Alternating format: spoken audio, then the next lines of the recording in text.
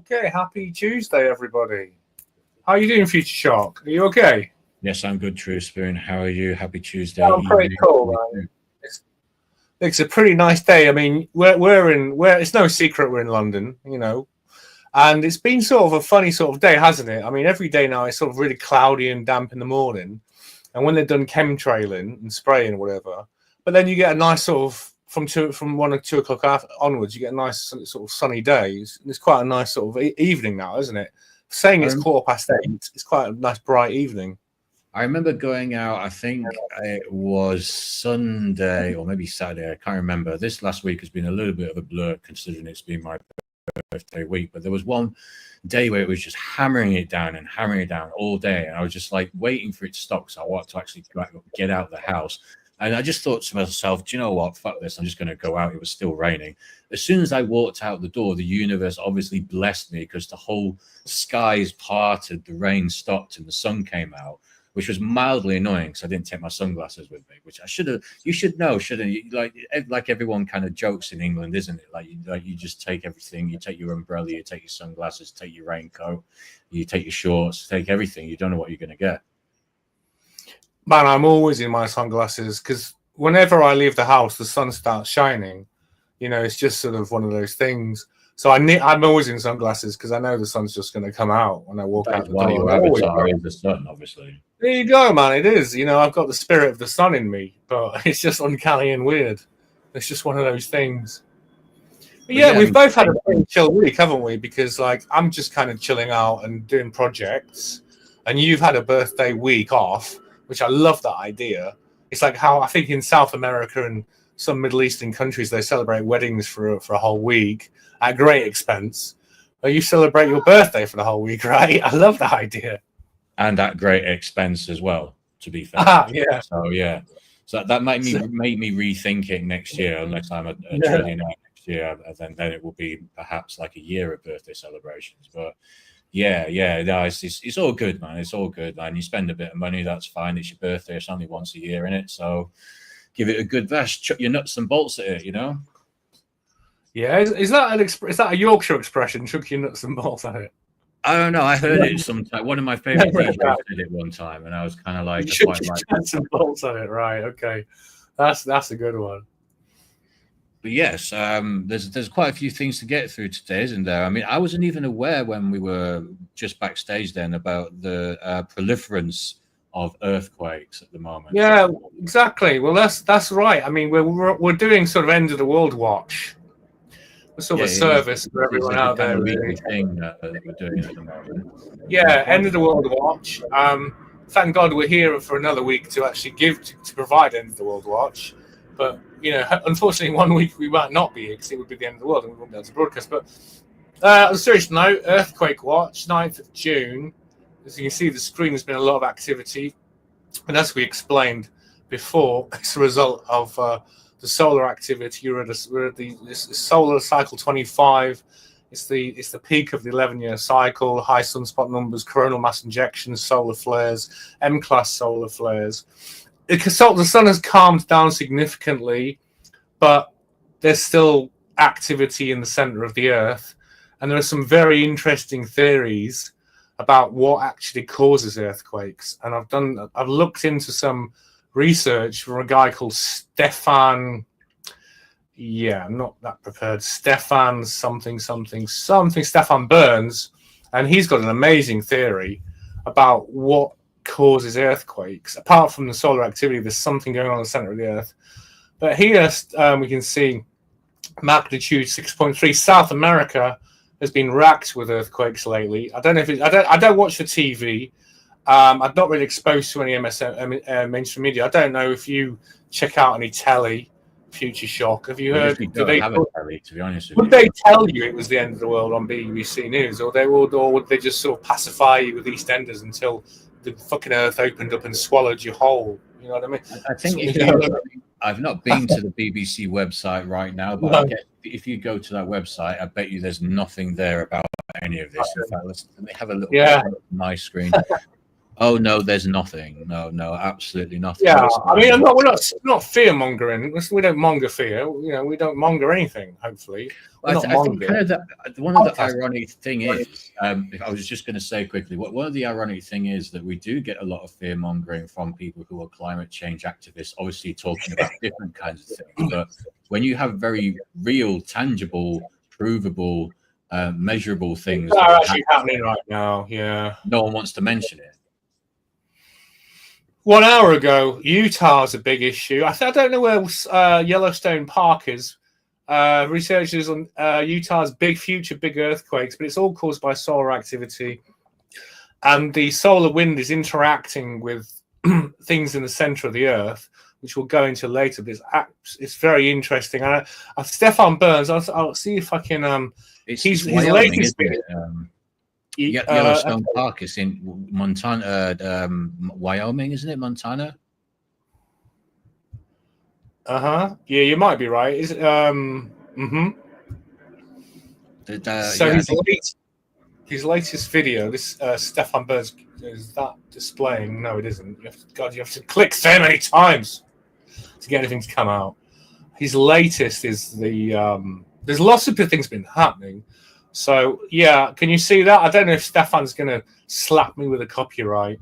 Can you hear this? Stefan Burns here with an update on that earthquake swarm that's occurring in Idaho near Stanley. This is pretty close to Boise. This earthquake swarm has been going off for more than a couple weeks. Fair use. This is for discussion and analysis, and within the context of our research, this is fair use, YouTube. So don't bum me on this one. Weeks now, and has been accelerating near the end of May and into June. So we've been having more earthquakes and higher magnitude earthquakes. Well, we just had a new magnitude 4.3 earthquake strike just nearby.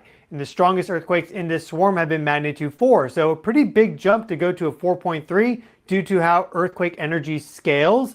And this is near Clayton. That was at 1700 Universal Time yesterday, June 8th. And well, you see that we are inching closer and closer to Yellowstone supervolcano, a massive supervolcano located directly in the middle of the North American continent. And so, anyway, so that's basically the gist of what he's just reporting the facts. But he has a very interesting theory about what causes earthquakes, and I'm hopefully going to try to share that. But gosh, bloody hell, StreamYard is so fiddly when you try and share anything. Gosh, I don't know. I don't know if we should move to another platform, Future Shock. Honestly, I mean, I don't know if you've ever got behind the wheel of StreamYard.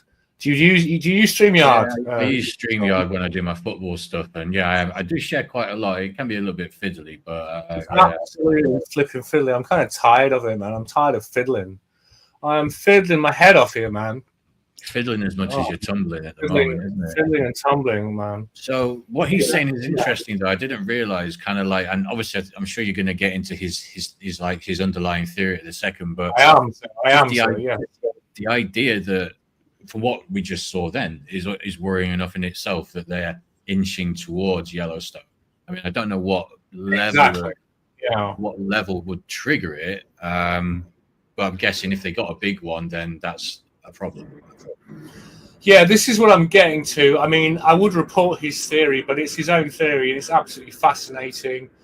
Let's see their explosion underground, because we found veins of enriched uranium. Here we go. This is wonderful. This is fascinating. It's really worth listening to. Hey, everyone. I think no one's heard this before, but this is what he believes is the actual cause of earthquakes. Geophysicist Stefan Burns here. We have a complex story to talk about today, a sequence of events which I find really interesting, a little concerning. This is a special report. We're going to go into a lot of different things, a lot of stuff that you've never heard before, probably anywhere else. I would like to be corrected on that, but in my own search across a variety of domains, I've never read anything about this. Oh, let's just pause for a second.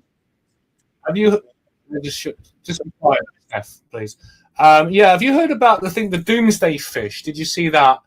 Do you know about the so-called oarfish? Have you heard about those guys? No. The oarfish are these really long fishes and I can show. Let's get a picture of one. I'll just get a picture. They're probably connected to the myth of the sea serpent. Oh, Jesus Christ! Look, I've just got. I'm on my Google image now, looking at them. Oh, Christ, can you share that, or because it's a race to share things? Really, I'm trying to. I can't. Yeah, share, I think I share. hopefully I can share. Yeah. Okay. So I've got a picture of here exactly. I've got one. Yeah, share this tab instead. Okay, this might work. Yeah, is that coming up on the screen? Oh, this is quite a nice article. I know. I can offer you one, can't I? And you can share or not, sort of thing. I got it. Here we go. This is an so-called oarfish, and they're connected with the myth of the sea serpent. They apparently only really exist at really low depths, but whenever they're sick or dying, they apparently rise to the surface. And they can be spotted by sailors, and they've been spotted through history. In fact, this article seems to do all the job for me. So they have large eyes, a small mouth, no teeth. Blah, blah, blah. Today's sailors, seafarers, tell a good story. What's this? We lifted its head so high, it seemed to be higher than the crow's nest. So in 1733, there's a report of this sort of sea serpent rising out of the sea, because I mean they're all muscle. Can you imagine a thing of that size? You know what I mean? It could literally stand up and be higher than a boat. Can you imagine? You see what I mean? If it just sort of flexes its like lower muscles, raises itself out of the water, it would tower over the seafarers. So there's these myths and stories of this great sea serpent, but the thing is, they only dwell at really low depths. But lately, they've been washing up. And that's a bad sign, because when these things are killed, it's a sign that there's some deep disturbance, there's some deep in the oceans. And they washed up after Fukushima. There was lots of them in California, on the west coast of America, washing up. And it was disturbing because no one had ever seen them before. And you're not supposed to see them. But they've been washing up lately. I don't know how many have been found lately, but lots of oarfish have been found washed up, and it's a sign that something bad is going on in the oceans. Look at this. I can just share this as well. I've got some news articles. You can see that. That's pretty cool. So deep abyss, oarfish keep walk. It's Stefan Burns, but yeah, he seems to be on the ball. 9 foot. Discovered washed ashore. That was in 2024, but that's 2024 is still within this solar cycle. Rarely seen meters long doomsday oarfish. They may be talking about the same fish, but Mexican beach, Mexico, California 4 days ago. That's pretty fucked up, and I try not to swear on air. I imagine my mum thing. She'd disapprove, but it is fucked up. You know, these things are washing up. With it, that there's some kind of seismic activity going on. That's it, bro. That's there you go. Exactly. Something's going on in the oceans, and nobody knows what. But Stefan Burns, he has an idea. Let's get back to this video because he's here we go. Let's get back to Stefan Burns and his theory about what's going on. It's very, very interesting. I have to fiddle again with bloody StreamYard to get it on. You know what I mean? You know when you're doing something and you click once and you think once should be enough, but then you find you have to click something. Fuck off! I had that with Google when you were trying to send me the titles in the intro, and I was like, okay, I'm clicked once to download, and then Google says, "Oh, are you sure you want to do that? You're doing. You're your nanny." Do you have permission to do that? I'm not enough to do the internet. I don't think you know what you're doing. Fuck off, Google. Never used to be like that, but everything's for children now. Like it's all like we're all children. But anyway, I'm going to stop ranting and let this Stefan Burns, this guy who knows a lot more about these things than I do, tell the tale. Here we go. Go on, Stefan. First off, an oarfish that washed up on the western shore of Tasmania today. And this is just kind of an interesting thing. They don't come up that often. They're deep sea creatures. They're way out at ocean. They usually aren't close to shore. They can get enormously large. They're the largest bony fish that we know of in terms of their length. And a lot of different cultures believe that these fish washing up is a sign of some disaster or event. They're known as doomsday fish. Yeah, exactly. There's a interesting kind of correlation with them and earthquakes. We've also today had some really significant activity in the Schumann resonances, as you can see here. And so this is very bizarre. This is a very unusual signature for the Schumann resonances. We're going to talk about what that could be. We did have a geomagnetic storm active at that moment in time. What are the so it Schumann? could be related to that. But there was also a traveling ionospheric disturbance off the western coast of Australia and Tasmania, a little bit closer to Africa, but still pretty close by.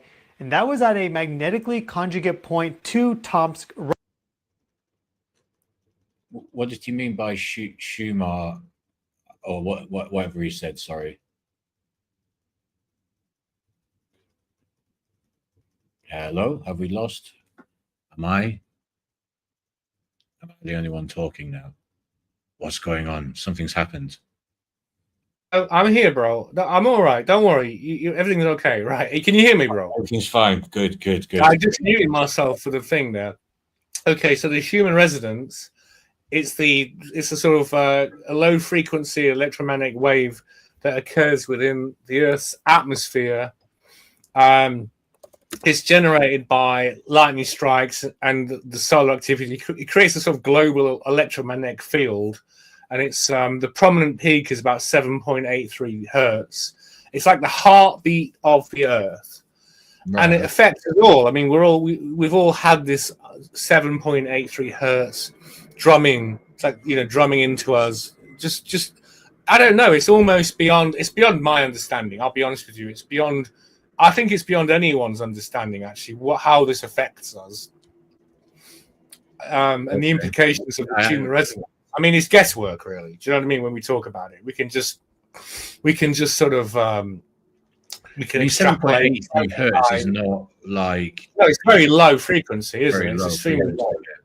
But then low frequency waves travel very, very, very, very, very, very far, don't they? They have like low amplitude, but they're sort of pervasive. Whereas high frequency sort of diminishes, doesn't it? And very quickly. It's low energy, but very long traveling, long distance. Oh yeah, this is why the Earth generally will be giving off very low level frequencies and anything that's of any kind of size like that. Yeah, I mean.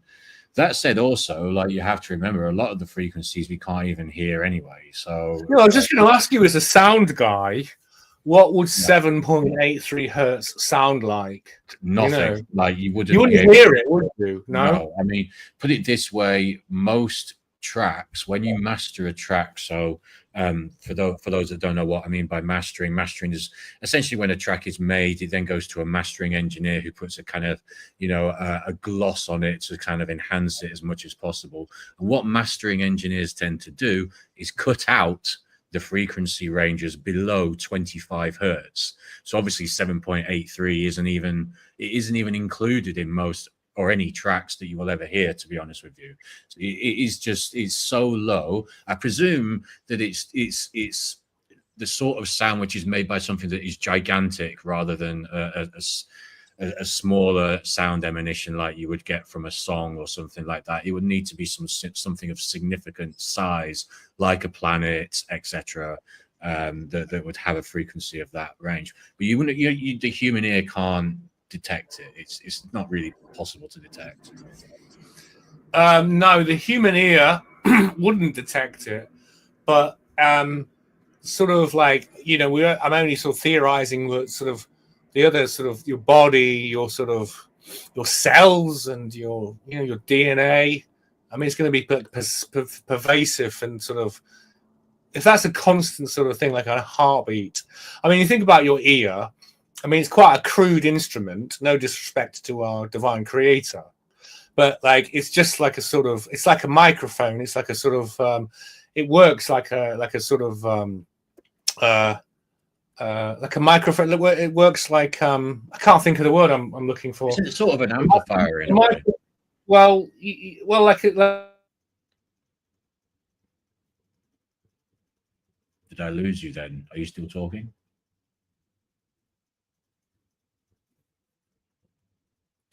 I am not sure if you are still there or not, but basically, yeah, I mean, the ear kind of acts a little bit like an amplifier of sound. it detects sounds. It's like a membrane. That's what I'm looking for. It's a membrane. So like microphones and speakers are all membrane based, aren't they? And it's kind of crude in a way. It's like not sophisticated. And the ear is fantastic, but it's not high. It's not digital technology. It's like it's analog technology. You know what I mean? Yeah, it's very analog. I mean, it's made with very analog. Yeah. It's made with tiny little bones and like sort of fluid filled little spirally things, and it's an early days attempt at hearing sound. So yeah. I mean, it makes you wonder, doesn't it? I mean, have we really finished evolution? I don't think so. I mean, we've got a lot of technology and stuff, but wow. I mean, like God created this sort of analog membrane technology, like a microphone speaker combination for our ear holes. And what possible in a million years would we possibly evolve some kind of where we could detect these other resonances, basically, because the frequency range we can listen to is very, very, it's very limited indeed. What is the frequency range the human ear can detect? 20 to 20,000. Gosh, that's quite high. That 20 hertz to 20,000. No. Yeah. That's 20 hertz. Yeah. That's. Well, then this human resonance at 7, what was it? 7.7. I've just found another thing here. These resonances fall with an extremely low frequency between 7 and 50 hertz and peaks at 8 hertz. So the ear can detect frequencies of what? It goes up to 20,000 hertz, yeah. From 20 to 20,000. So obviously, like, well, that's actually. Gosh, that's incredible. I've just fact checked you.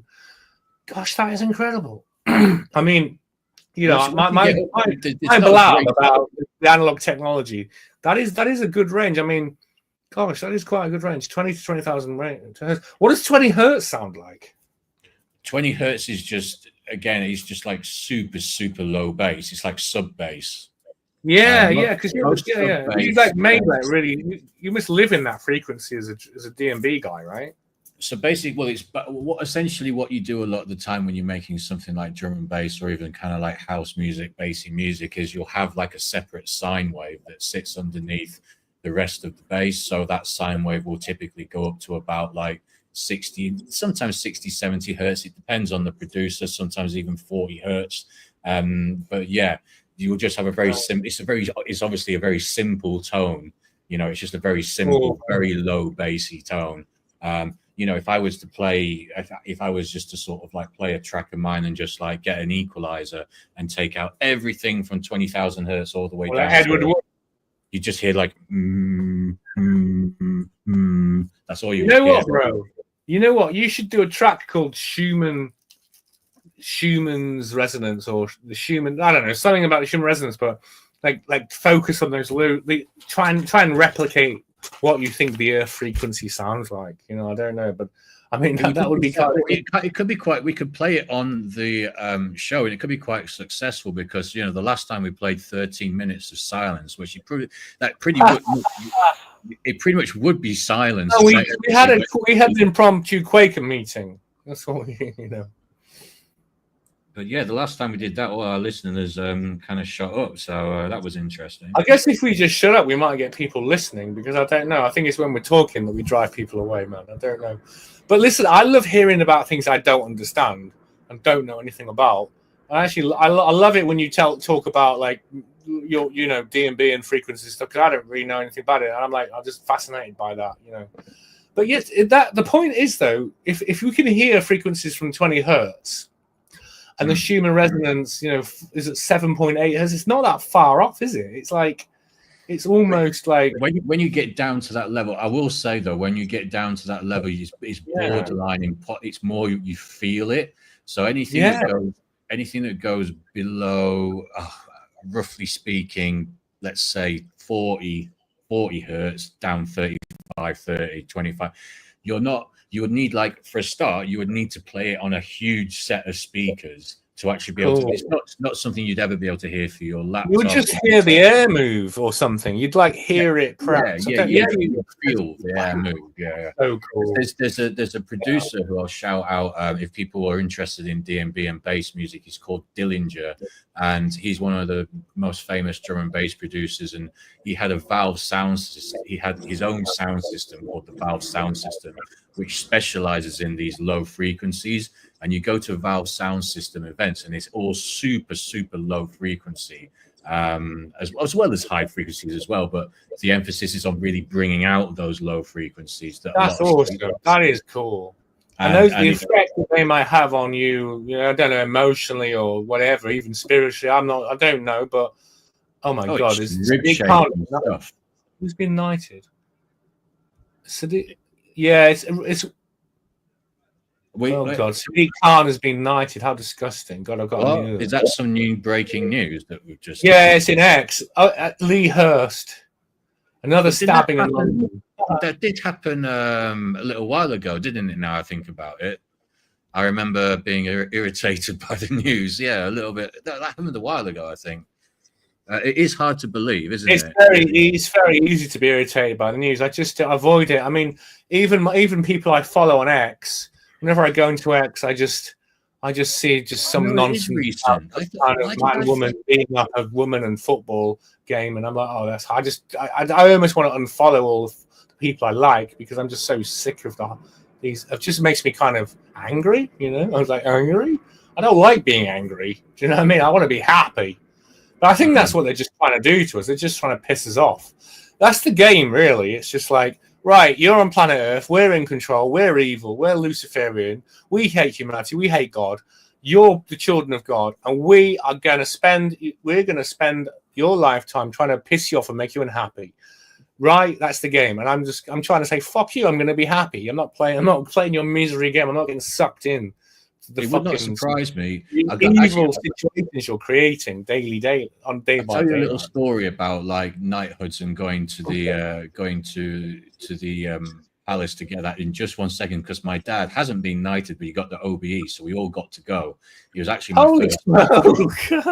He was my first. Wow. You know what he got the OBE for as well? Possibly one of the worst things you could get the OBE for is like services to the Inland Revenue. Which in some respects, oh God, he's a tax collector. Well, Jesus made friends with the tax collectors, so he's not beyond redemption. So we went there in I don't know what year it was. It was a long time ago. It was the late 90s, I believe. Actually, it was my first ever trip to London. They put us up in like a Hyde Park hotel, and it was all very plush and amazing and stuff, really, for me as a youngster at the time.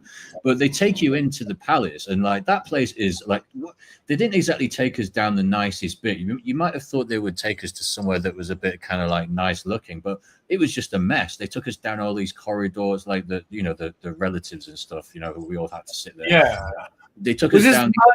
There's just paintings everywhere. Book Palace, yeah. This is Buckingham Palace. There's like paintings all over the floor. There was no effort to take us anywhere that actually looked particularly aesthetically pleasing or like a palace in any way.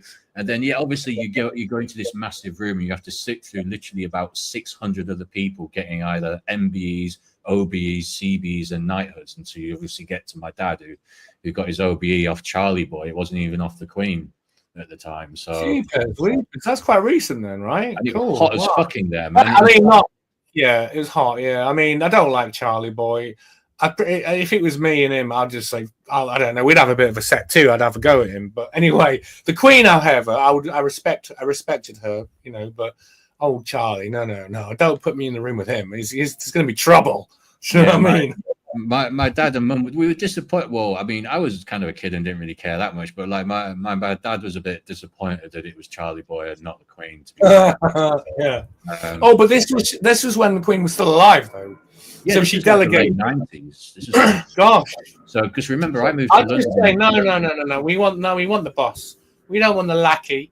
Fuck off, Charlie. Fuck off, Charlie. We want the gaff. We want the gaffer. We want the real gaffer. Just wait. I'm not going until the fucking Queen gives me my medal.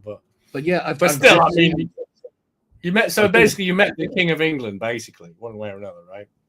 It was yeah, the future king, yeah. And honestly, it was boring as hell. It was quite fun to come to London, though, I must say, because I'd never been before. So you were a young lad then, and all that. Then you were young. And it was all very typical, like movie style, because like we'd go to London and we were in Hyde Park, and they put you in the nice like 4-star hotel and everything, and you four star again. They give you 4 stars. They can't quite stretch to 5 for the players. They wouldn't stretch to 5. I don't know if the Knights got 5s.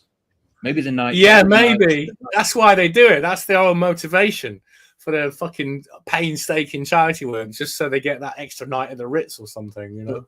Yeah, and to me as a little kid, I'm just wandering around sort of oblivious to sort of like, it's just sort of like being in a movie sort of thing, isn't it? Like I was only, 15? Cool. That's a good story, man. Wow. So I didn't realize that he'd be, so yeah, it's almost like they're knighting Sadiq Khan on purpose to troll us, isn't it? I know, man, I know. Well, that's it. They're just doing it to piss you off. It's like, yeah, we are Satan's minions. We are here just to try and ruin your fucking nice time on earth, children of God. And it's like, do you fall for it? Do you get sucked in? Do you get angry? Do you get depressed? Do you get pissed off? Do you fall in and or do you just say, fuck you, I'm going to have a good time regardless, you know? It's my party. It's not your party. I'm just going to fucking have fun in my corner. You know, I'm going to make my own music, you know, not dance to your shit, you know? Yeah, this is what, do you know what? What I do with the news is I do, a lot of the news I get from, because I've got my, usually I'm scrolling X a lot of the time, and I know it's not always like 100% true, but I mean, I think you get a better overall view from something like X. Totally. That X is my news source, and it has to be really. But I do sort of I like to look at the BBC site just to see what they're trying to push on you, just to see what the agenda is from that perspective. Not that I'm believing everything that I'm seeing or whatever, but I think it's good to kind of just keep an eye on what they're trying to do, as well as, having your proper sources. Yeah, and then you check anything. I mean, listen, you look something on X, but you check it. I mean, I do. You've got to check things. It's just because they come from, it's not always right. People get the wrong idea, they can get mixed up. But I mean, there was a good one. Do you remember that thing that Macron coming out of the? Should I play that? Should I just play that clip of Macron? I was going to change he to she, but no, I'm going to keep it as he. When he hit Macron. Yeah, when he hit Macron. Yeah. That was amazing. Yeah. Didn't they say at the start that it wasn't the wife at first, and then everyone was like, "Come on, fuck off." Then they kind of had to change it. Well, listen, I'm just going to play this because there was a little bit of a controversy. Hilarious. Well, there was something that was misunderstood by people. Well, George Galloway. I mean, I quite respect George Galloway, but he sort of got something wrong. And he said that if you look at the air stewardess, she's got an injured arm. And I actually looked and I thought, yeah. And then I looked again. You have to look again. You have to do a double take.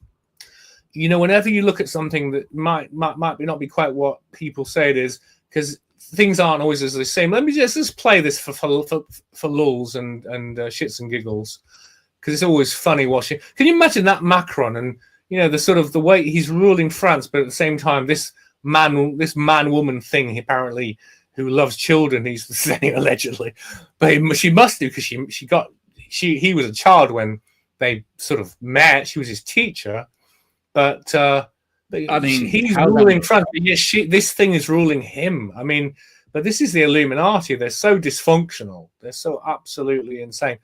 So I'm just going to play this. But look out for the air stewardess. And they said that her arm was injured, as if she'd been involved in a fight, as if they were fighting her.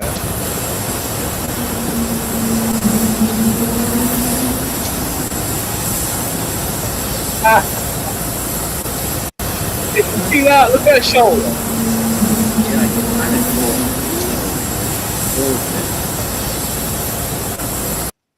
Can you see that? You see her shoulder? Yeah, I can't tell what the hell that is. Oh, hang on. That hasn't quite worked. Oh, hang on. What?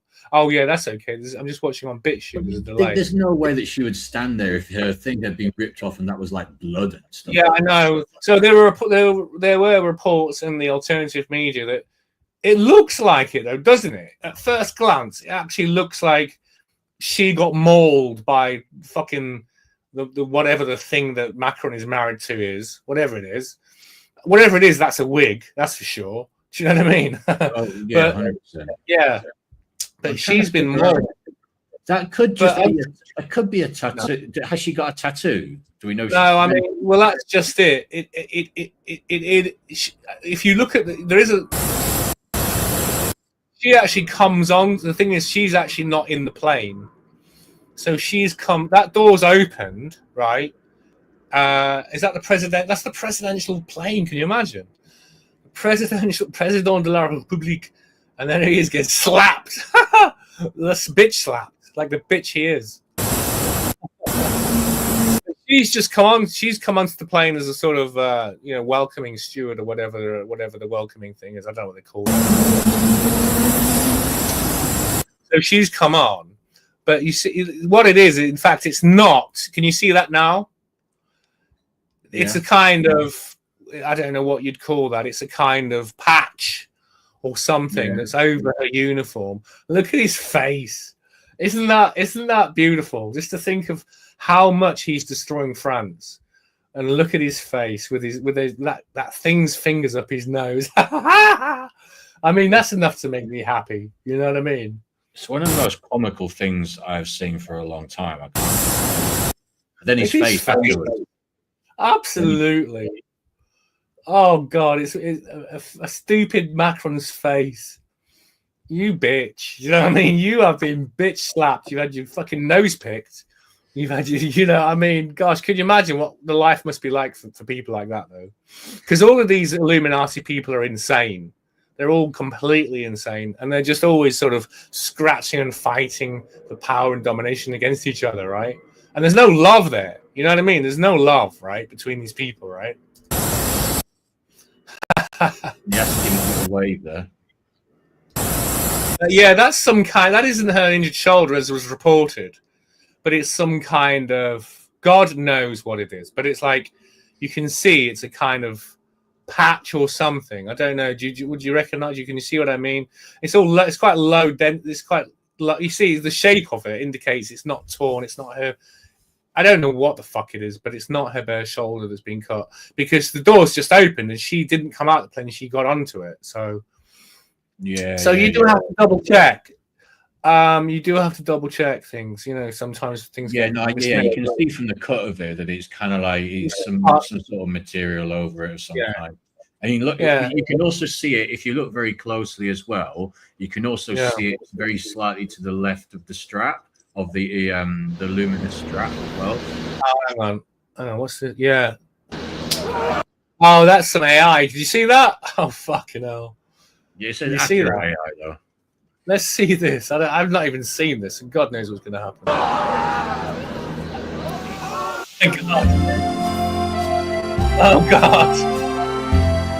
What next? Okay. Oh, my God, there's loads. Oh, okay.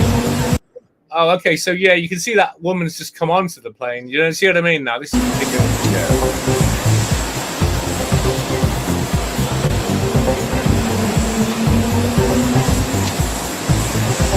I mean, I know this is old news, but it's still fucking entertaining.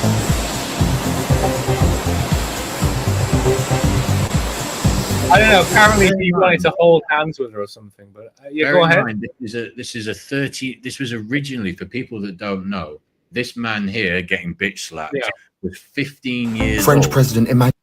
15 years old when he. Why did Macron not? Excuse me. Bridget Macron. Why did Macron not? Macron, whatever you want. Yeah, what? He was 15 at school, and she was his teacher. Is that yeah? Yep. Yeah, that's right. I think. Yeah. How old was she? Like 30? She was 39. She was 39. Oh my God, that's I mean, listen. People I don't wanted to give me grief when I was 31. Not dare to fight back. 19-year-old. You know what I mean? Craziness. Oh yeah. Well, after getting slapped by his wife, she used 3 powerful strategies to completely gain control over him. When Macron's wife, Brigitte, accompanied him on a trip to Southeast Asia, she suddenly slapped him across the face right at the airplane door. But instead of getting angry, it's like she's his kind of literally she's his like mentor. She's his controller. Do you know what I mean? It's quite interesting. angry, Macron just smiled. he has no power over her to. I mean, I'll say excuse me? back. I mean, but Why did Macron I mean, not- obviously, if that's happening in their relationship, then she's dominating him. Clearly, you know what I Also, mean? that's the thing that it also indicates that sort of thing is happening more than just one random plane trip. You know what I mean? This is the sort of thing that's happening. Yeah, that's the thing with AI. Everyone else falls down or explodes or turns into spaghetti or something. You know what I mean? It's like, yeah, I know it's weird, isn't it? It's super weird. Yeah. Listen. Give AI a few more years, and there's going to be some absolute madness. Well, guys. there is already. I've got some AI videos lined up, some pretty funny, cool ones. But anyway, let's carry on with this thing because the thing about I'm going to play a song in a minute. I'm going to go out for a cigarette, but we've gone on for quite a while. Should we just get to this theory about what's causing earthquakes? Stefan back up, yeah. So I better get him back on. Yeah, we had a nice little detour laughing at fucking Macron, which is really what Satan hates. He hates you laughing at him. So we just got to laugh at their bullshit. We're just going to keep on doing it though. So not keep tumbling, keep laughing, and not let them bring us down. You know. So here we are. Here we go. All right. Russia, where that data I just showed you is taking place. And so I've been researching into the history of nuclear explosions and all the testing that we did because I've been on a quest to better understand plasma physics. And anytime you generate and blast, you could take some fissile material and you take it supercritical, you're generating a bunch of plasma. And so the first atomic bombs were more of just a fissile kind of reaction, and then they scaled up into an actual fusion bomb, right? A hydrogen bomb, as they're called, which are much stronger. And I noticed this interesting connection between the strongest explosions that we ever detonated as it relates to nukes and some really significant earthquakes. For example, Alaska, 1964, magnitude 9.2 earthquake, $3.1 billion in damage, even going down to California, 130-something fatalities. That was just about 18 months to 24 months after two tests. The largest ever nuke detonated in space at 1.3 megatons, and then the largest ever nuke detonated ever, that was by the Russians, the Tsar Bomba. That was October of 1961. That was 60 megatons or so. And as I've looked into the research, the signals generated, the geophysical signals across a whole bunch of things like ionospheric disturbances and like the actual wavelength of these disturbances, the period, right? How they propagate out. It's very, very similar to earthquakes and the signals that they make. They also, we see earthquake lights come up sometimes from earthquakes, you know, these apparent orbs of plasma shooting up. And so I'm starting to kind of coalesce this idea. I'm not the first one to posit this, but this idea that earthquakes are probably some earthquakes at least, are some sort of thermonuclear explosion underground, because we found veins of enriched uranium at the surface. And of course, uranium and plutonium being dense are going to sink down. Makes sense that we would have even bigger veins of enriched plutonium. You have a high fluid flow along a shear zone. That's probably where it would collect. And so if you get this thermonuclear basically explosion underground, this generates a lot of plasma, a bunch of neutrons, right, which generate electrons, and then that all will shoot up to the ionosphere, create this ionospheric disturbance, trigger changes in the Schumann resonances, and more. Well, what we found with the nuclear research is that the imprints are nearly the same, and they noticed significant changes to the Schumann resonances, which are Earth's naturally resonant energy fields, which we've evolved in for millions of years, we suspect, which have these really rich biologic interactions with us. And they are one of these kind of master geophysical energies that exist on the planet. And so with the thousands of nukes that we detonated from the 40s all the way through supposedly the 90s, and that's it, North Korea taking it up afterwards, you know, so they say, that's what we're going to talk about. That is all affecting the geophysical systems of the Earth quite significantly. It generates new radiation belts. It creates a lot of plasma across the entire system. These ionospheric disturbances, atmospheric gravity waves. You also increase the conductivity of the global electric circuit overall. The the atmosphere, and it's not just local. It's not just where the bomb went off. It's also at distances far away.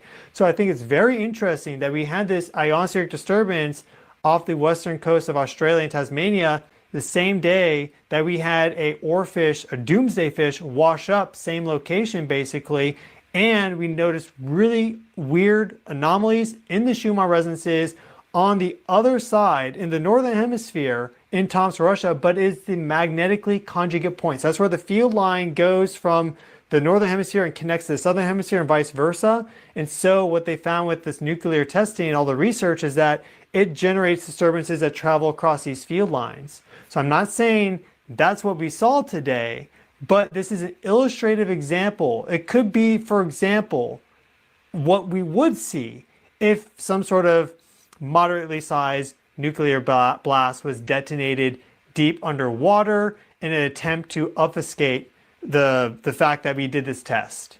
Because it's an area that no one goes, and the international independent, so they say, nuclear monitoring network, they don't use these geophysical techniques. They're primarily based on using sonar acoustogram, so like basically measuring sound waves in the water, seismic energy that ripples out through the land. It's mostly sound based.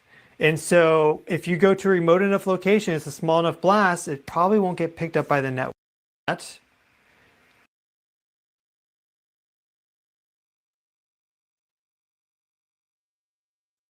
And maybe this is why the aliens appeared after the nukes started proliferating. And this is Australia news.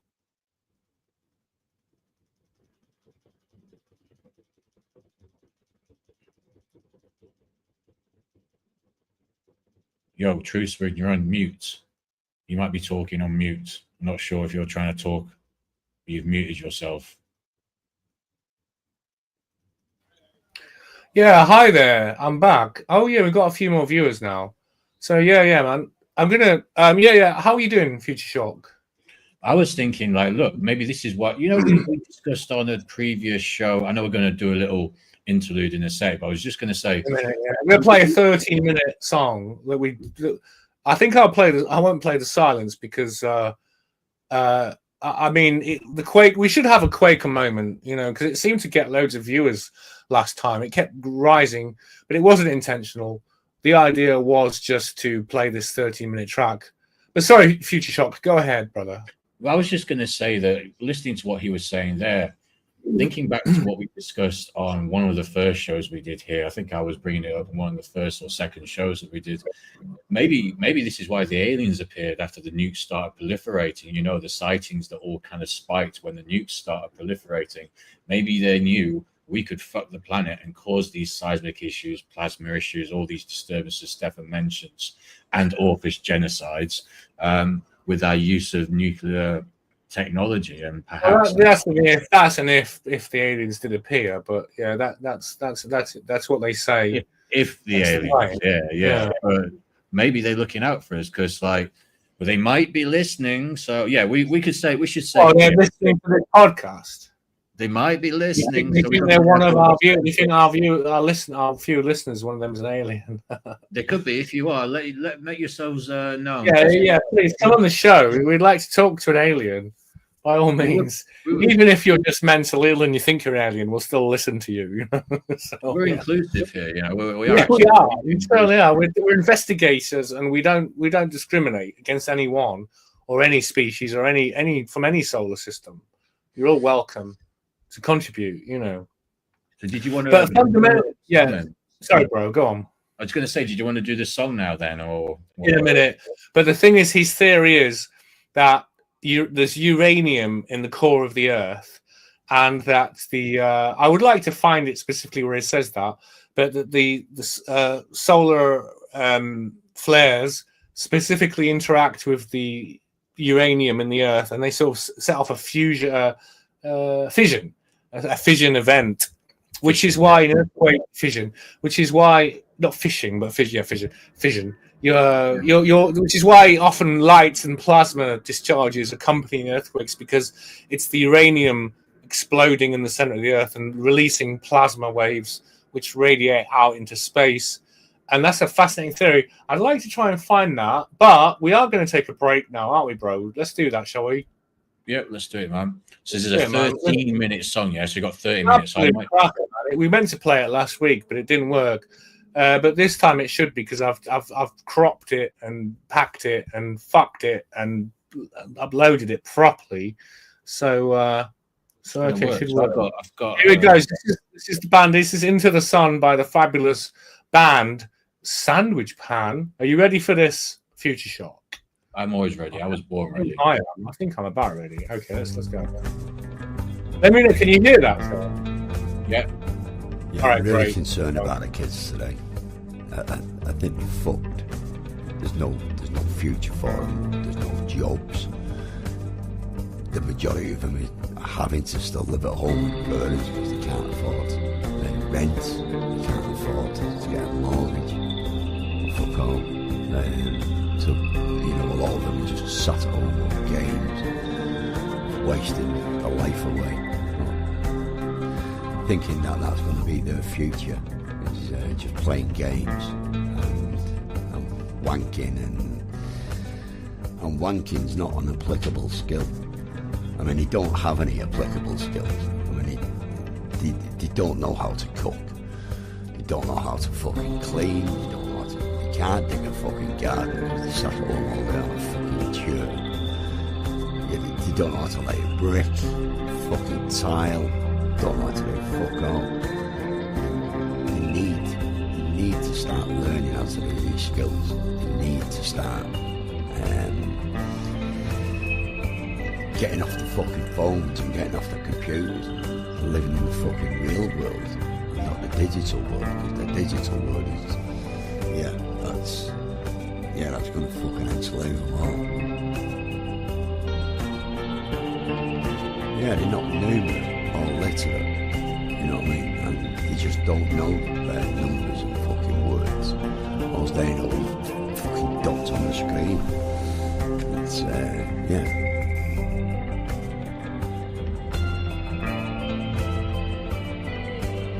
They have no unifying faith, yet they've got diversity, and I guess wokeness is their faith now. But yeah, it's some weird new virtue signalling, pedophilic intersectionalism, and intersectionalism is the foundation of communism.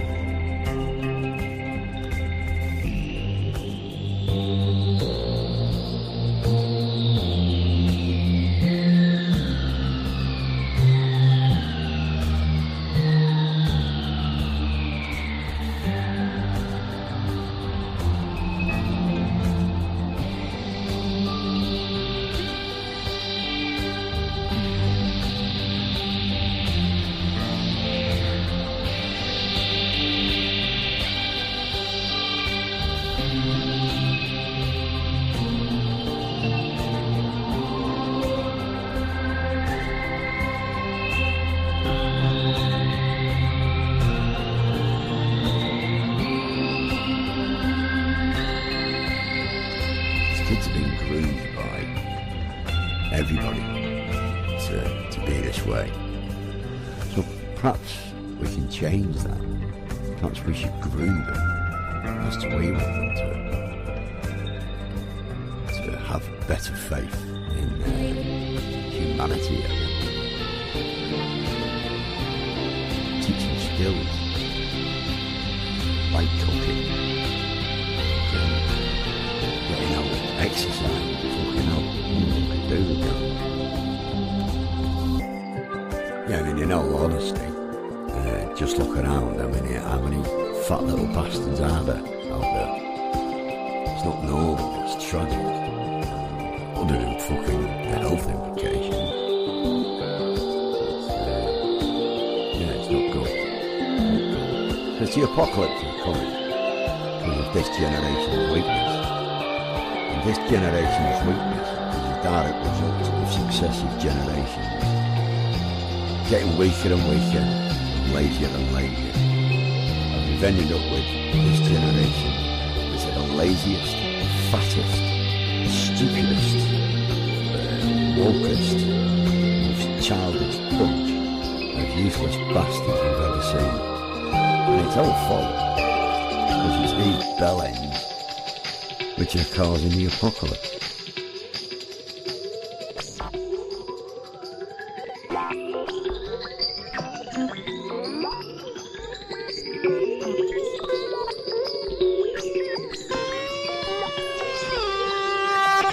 But wouldn't it be great if even post-apocalypse that there was some great guy who wanted to do the right thing, who cared about posterity, who wanted to bring the kids up right, to venerate the other wisdom, unifying and murderous towards all those Greta Thunbergs out there.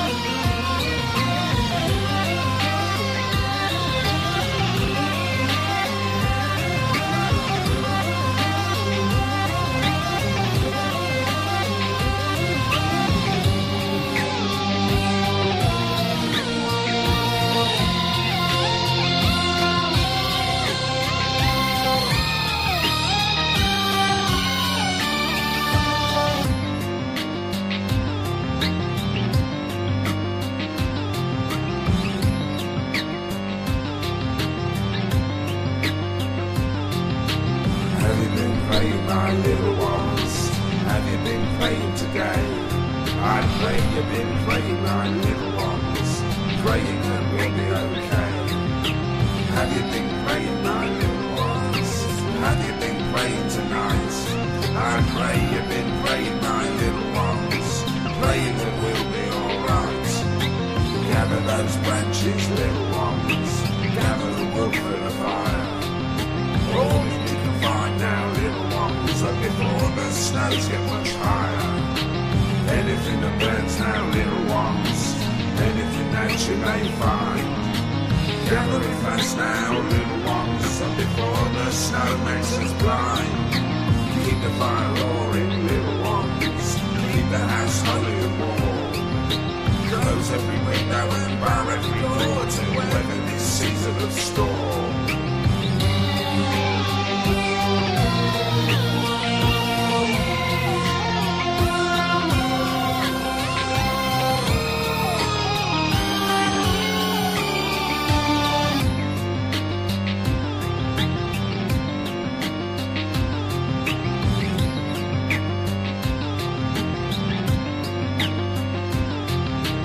At the door, my little ones, and there's no time to waste on your games. Open your hearts, my little ones, open your hearts to the flames. Heat up your blades now, little ones, when they glow red how they slice. Away the frost and the fallen, away the harshness of ice. Put your face close to the fire, my dear, hold it till you feel it burn. Do you know that it's God's love, my dear? It means the things that you must learn. Keep to your prayers now, little ones. Many moons till we are done. Keep your face close to the fire at night, for soon we shall kill in the sun. Burn bright the fire that the forge again, and while we now clasp hands and kneel, answer our prayers now, Almighty Lord, our God of earth, fire and steel.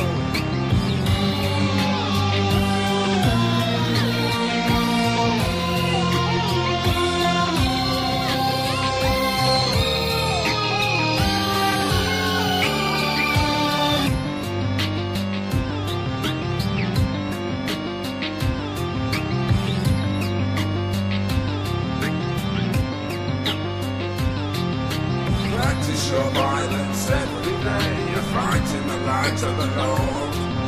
Only choose silence when you pray to the flame and the sword. 10,000 times every move is made, a hammer the steel into shape. An army as far as the eye can see, flaming swords like the landscape. It's in his eyes in the masquerade, a terrible display of skill. The novices are all the less to see, of the speed in which fire can kill. All of the children now move as one, the swords of fire swallow the night. Into the furnace, into the sun, all that is left is the light. And the seas should sail will be fire and blood, all will be butchered and torched. 4 on the morning, it is the dawning of an earth barren and scorched.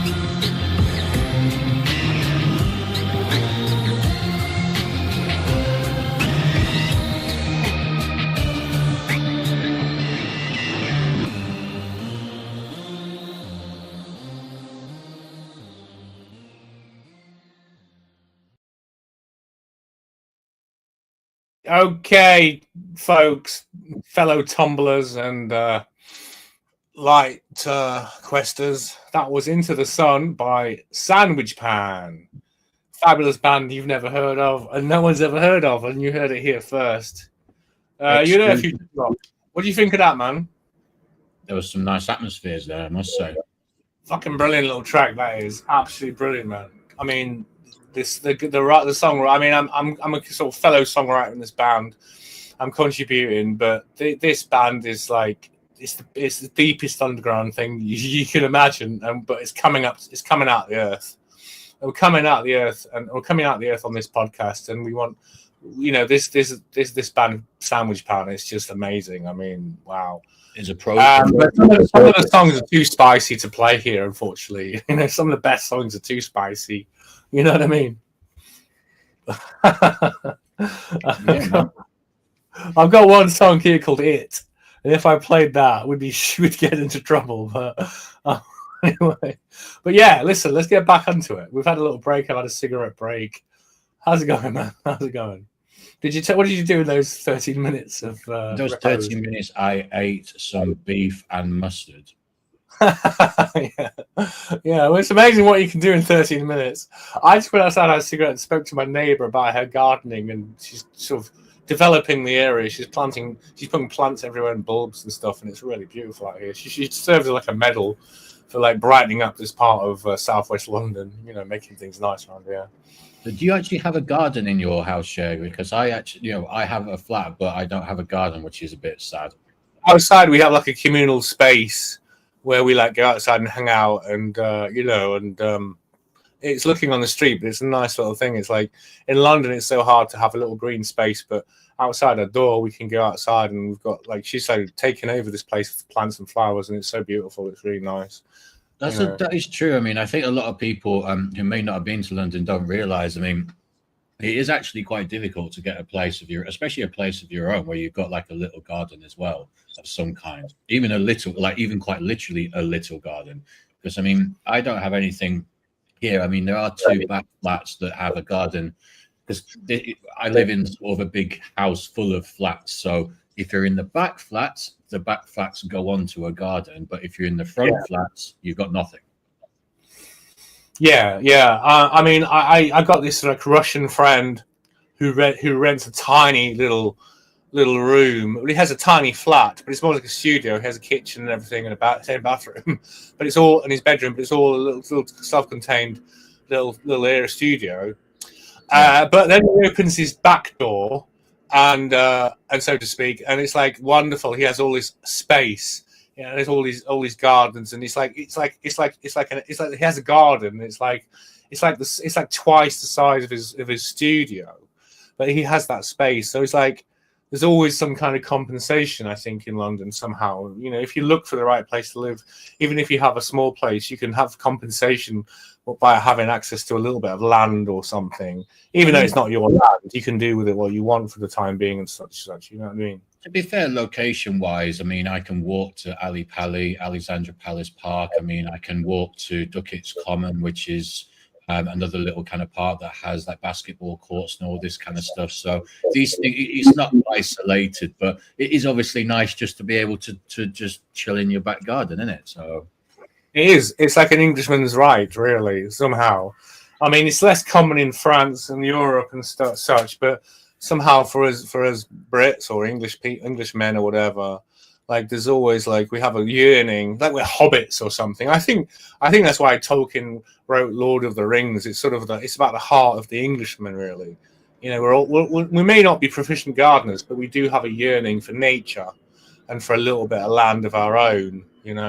I think that's so when you're a country bumpkin, like I am originally a country boy, so I spent 18 years in the Yorkshire countryside. So I then moved to Tottenham. So that was quite a culture shock. Yeah, I can imagine. Yeah. And a future shock. Yeah. So great. Let's get back into some of the things. I mean, I will move on. We've had a while. I couldn't quite find it when he extrapolates his theory that uranium in the Earth's core, in the Earth's crust and mantle, interacts with solar flares and electromagnetic energy from the sun, and that's what's causing earthquakes. It's causing sort of subterranean nuclear explosions, and as I mentioned, this is why you get like lights and plasma during earthquakes, because it's a nuclear explosion in the Earth, which is sort of radiating out into space. It's like kind of incredible, really, when you think about it. And usually, when there's an earthquake, there's like sort of there's like uranium sort of deposits or readings that are associated with electromagnetic with the nuclear subterranean fission events. Fission events. Yeah. So yeah. Okay, so like we've got a few things we could talk about. I mean, what interests me. We were talking about. I saw your podcast that you did about football betting. I was quite intrigued by what you're doing. It seemed quite technical. What channel is that? Do you want to promote your channel? That's at Rob Future. But what we're actually doing mainly is talking more. It's just footy chat, basically. I've decided, like we were chatting backstage, to suspend the betting chat because I just feel like talking about it live jinxes it. It seems to be more successful when I'm doing the theory, which I'll explain in a second.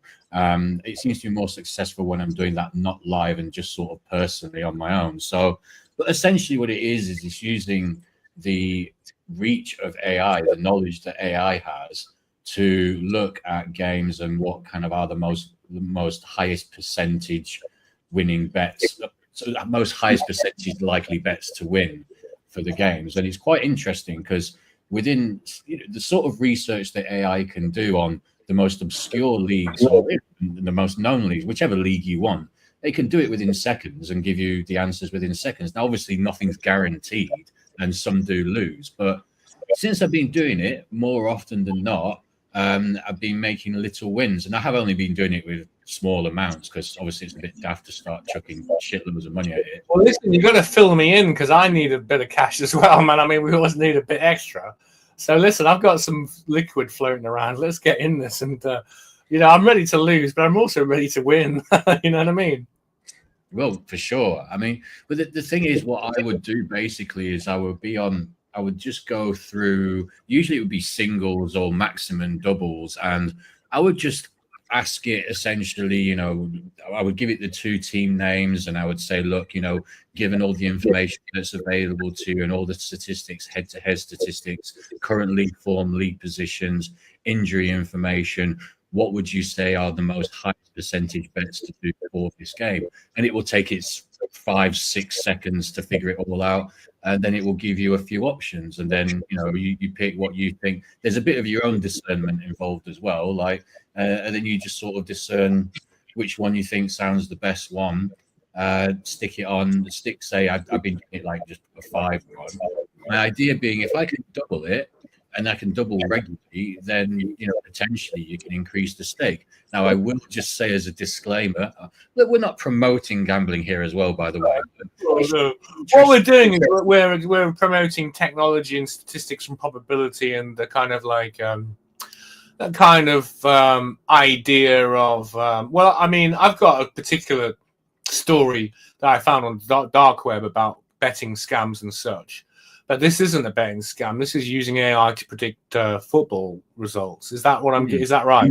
Yeah. Yeah, basically. I mean, I can try and find. If you just give me a second, I can try and find the last sort of things that it was going to say. So, I mean, just give me 1 sec. So it will just sort of give you risk factors and statistical estimations, and you're really looking at trying to find things that are sort of have like an 80% plus chance of working, and then you're really kind of working with a good probability there, obviously.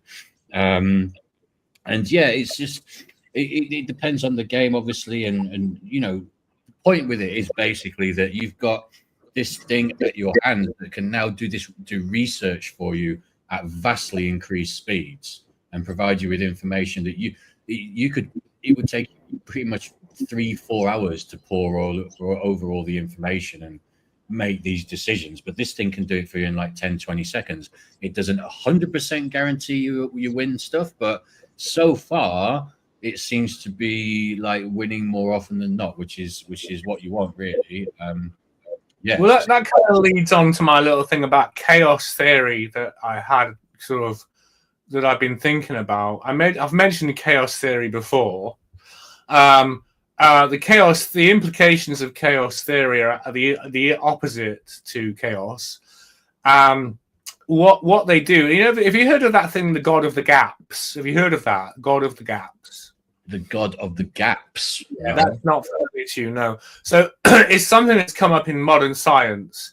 It's kind of almost a derogatory term, but it kind of does explain. What it is. The suggestion is that the God of the Gaps is because of what modern science and quantum physics is suggesting, and what chaos theory is suggesting, which I'll go into in a minute. It's suggesting that there's so many gaps in modern science, and there's so many sort of things we can't explain, that the thing that we can't explain is God or quantum. Well, the quantum realm, the 4-dimensional intrusions into our reality is what I call it. I call it 4D intrusions, but it's known as God of the Gaps, and it's like there's a lot of leeway in modern science because the things I can't explain. It gives a lot of space for the unknown and hence God and the unknown things. So this thing about the chaos theory. So Edward Lorenz, he's a mathematician and meteorologist who discovered so-called chaos theory. I say so-called because it doesn't suggest chaos. It suggests the opposite. So he defined chaos theory thus. Let me quote this Edward Lorenz. So he said that when the present determines the future, so the present determines the future. So you're looking at football matches. So you're using the statistical data of injuries and previous results and such and such and such to map a probabilistic future. That's fair, right? Yeah. But, so Edward Lorenz says, but, the approximate present does not approximately determine the future. So he's kind of saying that there's always going to be a factor in your football predictions, no matter how statistically accurate and things, that will not ever, and you will not always consistently win because of chaos theory. So chaos theory is intruding in your betting plans. So it implies that in a system, there are factors which cannot be predicted or accounted for, which can radically change eventual conditions based on initial conditions. Are you with me there, Future Shock? Do you see what I'm saying? Yeah, because I see that happen a lot of the time. I mean, I've done betting over the years here and there. I've never been someone who's just sort of like been so into it that we're doing it day in, week out, month out, and all that sort of thing. But you definitely see there's things you can't legislate for. You can do all the forward planning you want, then somebody gets sent off in the first 10 minutes. Yeah, exactly. And then it fucks everything chaos up. Theory. There it is. It's brilliant, isn't it? I mean, it's brilliant for me because it's like that kind of intrusion of the unknown. It's wonderful, you know. This is what you have to use. You're not just using the data that the AI is giving. You're also kind of using your own discernment as well, because sometimes you have to slightly change the bet that you're doing based on what you think as well as what the AI is telling you. And more often than not, those bets actually win. So, I mean, it's difficult to explain without giving kind of like examples and stuff. But sometimes AI will it will suggest something, and you just think, nah, I just can't say. Maybe it will suggest. Yeah, interesting. A lot of the time, what a good thing to do is to kind of go under what it suggests. So, if it suggests that a game is going to have more than 2 goals, you say that it's going to have more than 1 goal instead of going for more than 2 goals or something like this. But there's just certain things like I sort of said before, if you can get it to kind of give you a bunch of potential probable solutions that are 80% plus chance, then you've got a really good chance of consistently winning with that. Obviously it's 80%, not 100. It can never be 100 for the reasons you're giving. Chaos will never allow you to have 100% because there's always that intrusion of the unknown that can never, you know, even though you can have scientifically, you can have all of the statistics and facts mapped, there's always like unknown elements that will sort of intrude. And this theory isn't just about football matches, but it's throughout the whole of life. There's always that element of what it is. We don't know what it is. Fate, destiny, or just bad luck. You know what I mean? It's all of those things that control us, yet we can't map them. We can't plan them and plot them and determine them. No, I mean, yeah, exactly. And I'm just sort of looking up the God of the Gaps kind of like theory here. It sort of says that it refers to the idea that gaps in scientific understanding are often used as evidence for the existence or action of God. Exactly. It's slightly derogatory. I mean, but I don't consider it. I consider that a completely valid point of view. Yeah. Because I do believe there is a God in the gaps. Yes. Sorry, I'm just reading through it here, just trying to see. Yeah. But yeah, so I mean, I would say, yeah, it's just something that's not necessarily kind of like understood. Maybe it's just stuff that's not necessarily understood yet. But that's what we're here for, isn't it, Future Shock? We're here to go over things that aren't really understood. I mean, it's like we hardly understand them ourselves, but we talk about them and go through them. In the hope of what? Just like cracking the nut, really, you know, and getting the seed out and just chomping on that juicy juicy bit of reality truth. That truth nut. The thing that I was like, maybe truth nuts. The thing that was just maybe tempting me a little bit too much by the whole football betting thing is like the idea that it is numbers, but the thing is, it's not just numbers, is it? It is a bit of chaos theory mixed in with numbers, and it's whether you can actually get.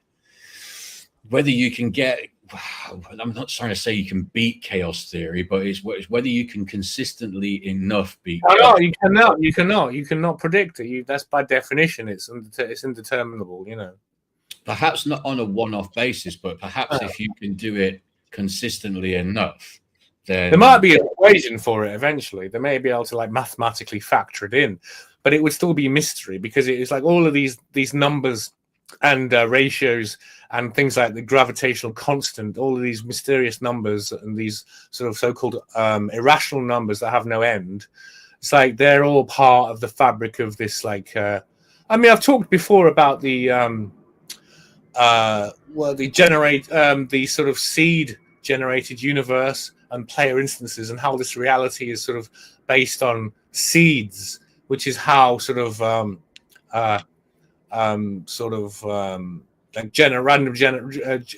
they generate sort of universes in video and players in video games.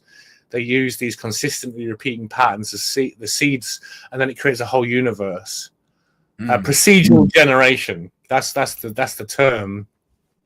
So for my belief, the universe is built. This universe is built on procedural generation, where there are seed numbers and ratios which are in the cosmos and planted in, and they just sort of work.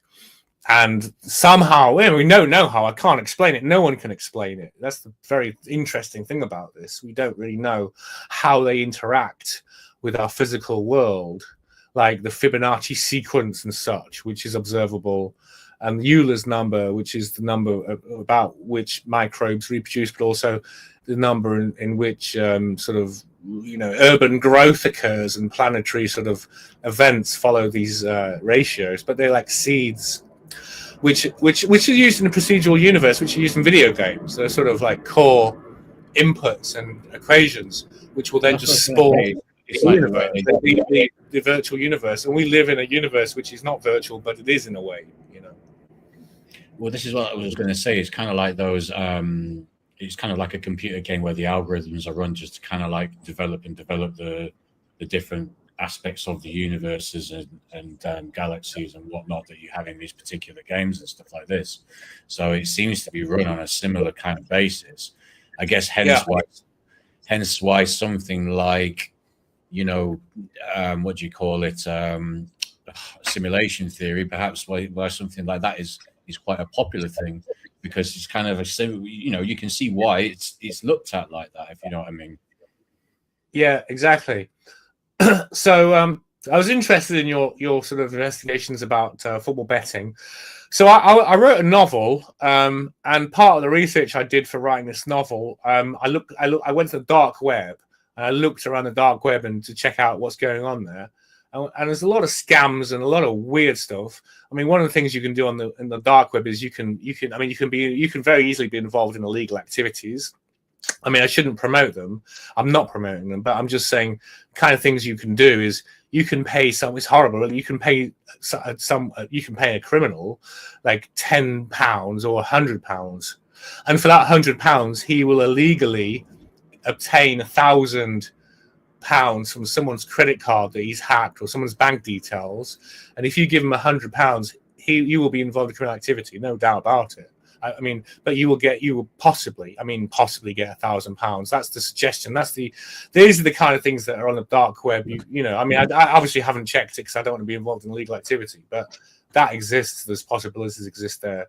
But one of the things I did look at was betting scams on the dark web, and they're very interesting. And I've looked into one in particular. One of the scammers managed to obtain the email addresses for. This is very interesting. This is very convincing. Imagine you're part of this, right? You're one of 9,000 people, but you don't know that. But you purchase an opt-in from a company in Europe, and they send out tips to people on the list. Okay, so they'll just email you out of the blue. maybe they got your email, just who knows how.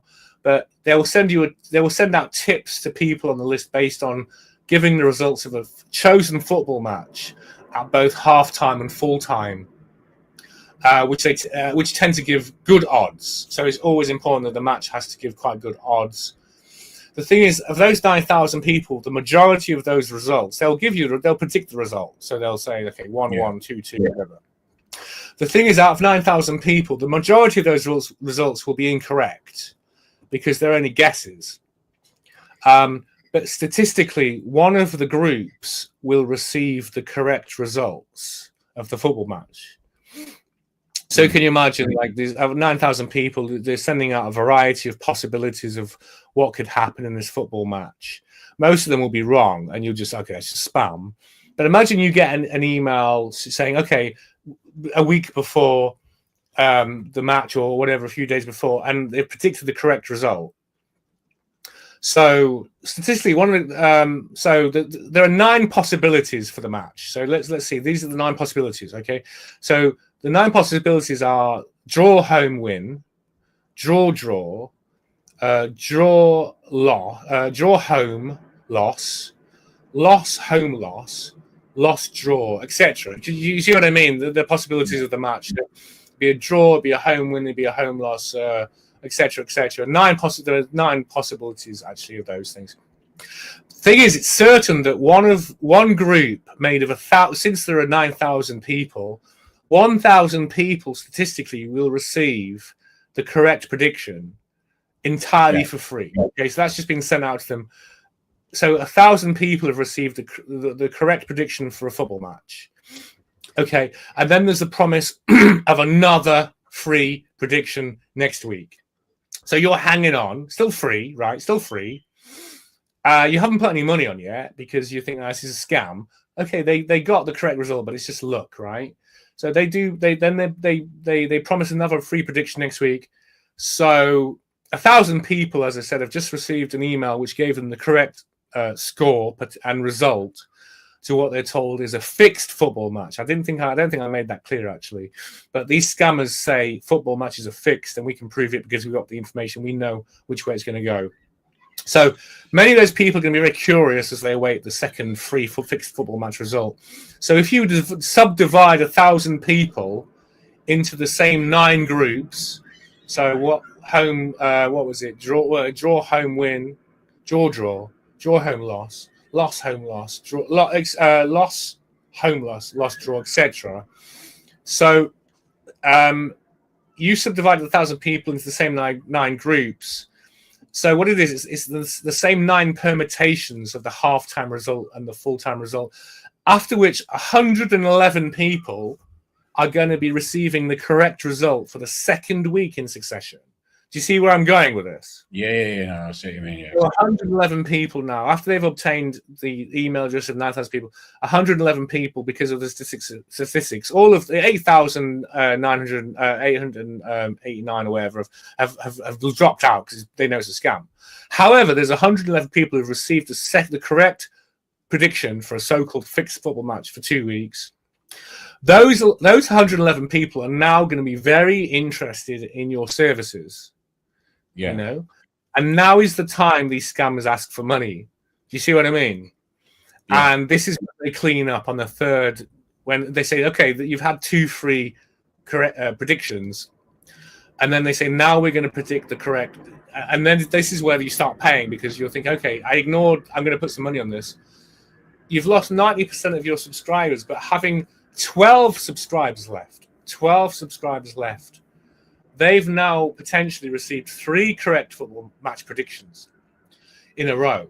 So it's very interesting, isn't it? So 12 people now believe potentially that this organization knows the results because they've correctly predicted 3 football matches in 3 weeks in a row. The thing is, how much are they going to be willing to pay Future Shock for one more tip? Well, what I was going to ask you, actually, I was going to ask you, like, do you know what is it that they actually charge then? A tip which they now might believe cannot possibly fail. But the weird thing is, one lucky person would be right. So it's kind of a funny thing, but one of those 12 subscribers will get the right prediction and will make a mint. How much it is, I'm not entirely sure, but I just sort of saw that. I didn't look into the details of the precise things, but because I don't want to get sucked in, but that's how betting scams on the dark web work. They're very interesting. They use mass mail outs and statistical probability, and it's possibly an effective way for these people illegally to make money. But basically what they do as well, which should really kind of alert people to the bollocks of it, you alluded to it just then, was they will say that these matches are fixed, and they will use matches that are usually quite well-known matches, even if they're just like, well-known in betting circles as well. You might not think that the sort of the Belgian First Division or the Lithuanian Premier League or the Latvian League or the Russian League or whatever would be classed as well known, but in betting circles they are pretty well known. It's not like you're betting on like the Surinamese Second Division juniors or something like this.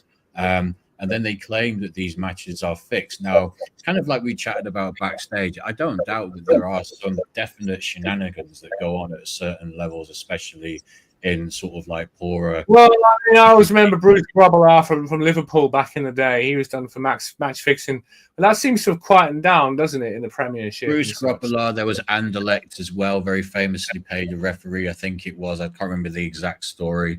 So it does go on, but the thing is, like, they try to claim too much that these matches are fixed, and that's kind of like where they fall down for me. It's like you're better off trying to come at it from a perspective of like, we are good at predicting these games, we have got a good track record of predicting these games, rather than trying to like convince people that they're actually fixed. But then I suppose there's a lot of gullible people out there. There's a lot of people, there are people born buffering who think that that actually is a thing. So I guess that's how the scam works, isn't it? So there's a lot of people who see fixed and they think, oh my god, it's fixed, oh my god, this is going to win. And that's just kind of how it works. Yeah. You're a footy fan, aren't you? You're big into football. I mean, I like football with mates and that, and watching it with a few beers. I mean, the thing is, for me, football's a full-time it's a full-time job, really, keeping up with it, though. Do you know what I mean? Do you not find it's quite a lot. It's like quite a lot of information. It's like quite a big data set. Football, the players and the managers and everything. I mean, if you make money out of it, but I always find it quite hard work to because there are times when I'm with mates, certainly like football mates or something, and we're all into it. We drink beers, we play bloody PlayStation and watch boxing and football, and I sort of get into it and download it all, and then the thing is, I go away for a few years, like I do abroad or whatever, and it's all changed. It's like fucking all changed. So you have to sort of get into it and update your data set of it all, and it's quite strenuous. I find it tiring, to be honest with you, but I do love my home team, of course. I mean, what's your team anyway, Future Shock? Who do you support? So I support Arsenal and also Real Betis in Spain. When you say home team, are you meaning Grimsby Town? Grimsby Town, yeah, Grimsby Town, yeah. The Mariners, yeah. Is that what they were called? The mighty Mariners, yeah, the Codheads, yeah. That is right. Yeah, I thought they won a fair season. I mean, they're in the second division. They nearly got promoted. They nearly got in the playoffs. But I used to be such a nerd when it came to football grounds, and I'm trying to think what they have a fantastic football ground. Bloody hell, it's absolutely. It's got from like row K to Z. You have the most beautiful view of the River Humber, because the football ground is right. I'm trying to remember it without Googling it, and I don't know if I can show a picture, because it's one of the greatest views. Because most of the time, Grimsby Town stink, and you just they've been winning away consistently, but at home they're shit. And it's like they don't want to be there. No. That's right. They can't wait to get out of Grimsby, because they smash all the giants of the league when they go away. See, I remember it. I do remember, because I used to get it mixed up with Bolton's old ground. So no, Grimsby's ground, I remember now, Blundell Park. It's a wonderful ground. It's one of the oldest in the country. They have the old stand is still made of wood, and the fire brigade twice a week they have to douse it with water to prevent it being a fire hazard. But it's like Nice. it's from 1901 or 1902 or something. It's like the oldest wooden, still the last wooden one of the. Well, they've got modern stands. They've got a big fat family stand, but the old stand is still made of wood. It's actually wonderful. But the view is sensational. Let me just see if I can just bring that up somehow. Yeah. Oh yeah, you can bring up the beauty. Yeah, I can bring it up. I mean, yeah, yeah. Okay, maybe I'll labor at that later because I can't quite get that. So, yeah. What was I gonna do? Hang on. Yeah, yeah. I was gonna move on to AI actually because you talked about AI and how AI is getting so much better. And what I'll do that. I'll find out later. So for me, I mean, it's just like every. Oh, I've got a nice picture here. Here we go. I'll just share this. Okay. It's not a. I should have. I've been to a lot of home games this season. I should have taken. I should have taken a picture. I will just share this wonderful image of Grimsby Town Football Ground. If you can imagine.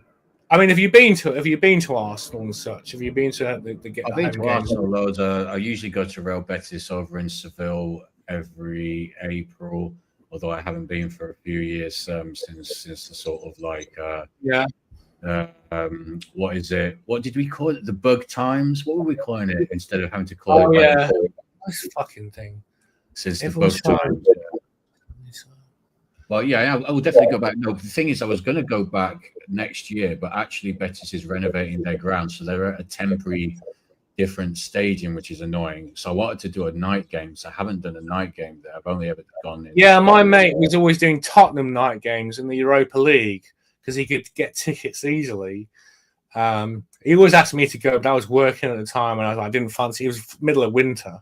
I couldn't be asked to trek to North London to see Tottenham, who I don't really like, but be surrounded by Tottenham fans. But they're only 35 quid a ticket or so, and it's not bad if you're in the Europa League or whatever. That's probably a pretty good opportunity to see. I mean, 35. Yeah, it's still 35 to Tottenham, but still, yeah. I mean, in of itself, what? Too much. It's not bad though, is it? I mean, it's Tottenham though. I mean, as an Arsenal fan. Oh yeah, of course it is too much for putting with fucking Tottenham. Yeah, no, right. But, yeah. But I guess in isolation, objectively, it's not a bad price. Yeah. You're right, bro. Do you fucking hate Tottenham as an Arsenal fan? Who do you hate? Hate. Who do you hate? Because I know the tribe of Man United. Man United are arguably our bigger rivals. Tottenham are just kind of like the local rivals. But I grew up with it was Arsenal, Man United. It was Arsene Wenger versus Alex Ferguson. So, United were always the rivals. Tottenham aren't really rivals. They don't, they've won something this season, but usually they don't win anything. So that's Blundell Park for anybody who. Yeah, here's the one that, I mean, this is wonderful. The seaside, get some nice fish and chips there. That's bloody beautiful. That's where I'm from. It's a beautiful town. I mean, yeah, Grimsby, they put it down, but Cleethorpes can you see my cursor? Can you see that? Yeah. Just up there, we get Yorkies by the thousand in the summer, and it's actually quite nice. It's actually rather beautiful, and there's nature reserves and all sorts, and it's wonderful. But this is Cleethorpes, but Grimsby Town, Blundell Park is in Cleethorpes. It's one of those teams which is not in the town, which is designated ours. You see, so if you can imagine, can you see my cursor? On the left is the old ground. Obviously, it's got some kind of aluminium steel roof or whatever, but this stand is wood. It's all wood frames, wood supports from 100 and more years ago. But on the right is the modern stand, and from the top row you have a magnificent view over the Humber River. You can imagine it's quite nice. And obviously when I go to the games, I spend most of my time just gazing because we have been so poor at home this season. It's been fucking shocking. But yeah, anyway. Where are they? Where are Grims? Oh no, sorry. They finished eighth. They finished eighth, just outside of the playoffs. And there's a rumor that the reason they had a game which they lost because I believe they were so poor that the Cleethorpes, the local team, had just been promoted, and I believe the Grimsby Town lads got pissed up, the team with the Cleethorpes lads, and the next day they had to play, and they were shit, and they lost like 4-2 or something. It was 5-1 5-1. It was disgusting. And that, I think that one match is what sealed our, not relegation, because we did have a relegation battle the previous season. But that sort of closes off from the chance of a playoff. But next season, there's always another season to play for. Yeah, that's my. I think you dropped out of the league, isn't it? At some point. Yeah, we did. Yeah. A couple of years ago, we were in the conference, but we got back in, and we're holding our ground. I mean, listen, Grimsby's a humble town. I mean, there's not a lot of reason for people to really live there. It's got the cheapest property prices in the country. In fact, there's a lot of Londoners that are always coming. One of my friends is a Londoner who's a Chelsea supporter. Yeah, Chelsea supporter, Fulham lad. No, Pimlico, born in Pimlico, and he's now moved to Cleethorpes. Sold his flat in London. And living in Cleethorpes now, and actually quite loving life there because he's involved in the community. He's involved in all sort of the military sort of ex-servicemen groups and such like this, and he's having a whale of a time. He's always engaged and busy. You imagine him being in London. He's getting older. He's in his 60s. He would be like isolated and alone and disoriented. Well, I mean, he's all right. He looks after himself. He's a big lad, actually. Even though he's in his 60s, he's a big bloke. He's a towering unit. But all the same, he's sort of disconnected from his culture in London nowadays, and he's come to Cleethorpes to sort of reconnect with whatever we are, with us. A lot of people are in that situation, aren't they? Not necessarily everyone from London descending on Cleethorpes, because that would be crazy. Yeah, but they are. They're coming up north. Londoners, Skegness, Cleethorpes, they're very popular destinations from Londoners because of the cheap property prices and because it's safe. I mean, it's relative. I mean, I never feel endangered in London myself, but you hear the stories and such and such and such. I mean, I've never been in danger here. Depends where you live. Like, to be honest with you, where I refuse to wear. You always have to be very alert. I refuse to wear headphones when I walk out. It's too. I'm not saying that there's danger at every single corner, but it's best to be cautious. Do you know what I mean? Around here, when I see girls walking streetwise, always been the thing to be in London, is just be streetwise, which just doesn't mean being afraid. It just means just keeping you know what's going on around you. Do you know what I mean? And it's just like whenever I see girls around here, especially, and they got their headphones on, and especially when they got them big headphones on as well, they're walking around at night, and it's just like, come on, this is. Do you really need to listen to Beyonce that much at midnight? Do you know what I mean? It's kind of like you're taking such a big risk here. And like when I've had conversations like this with people before, they're just kind of like, they seem to say about it. It just takes one time. It just needs to happen one time. Do you know what I mean? Something bad needs to happen one time in your life. So why you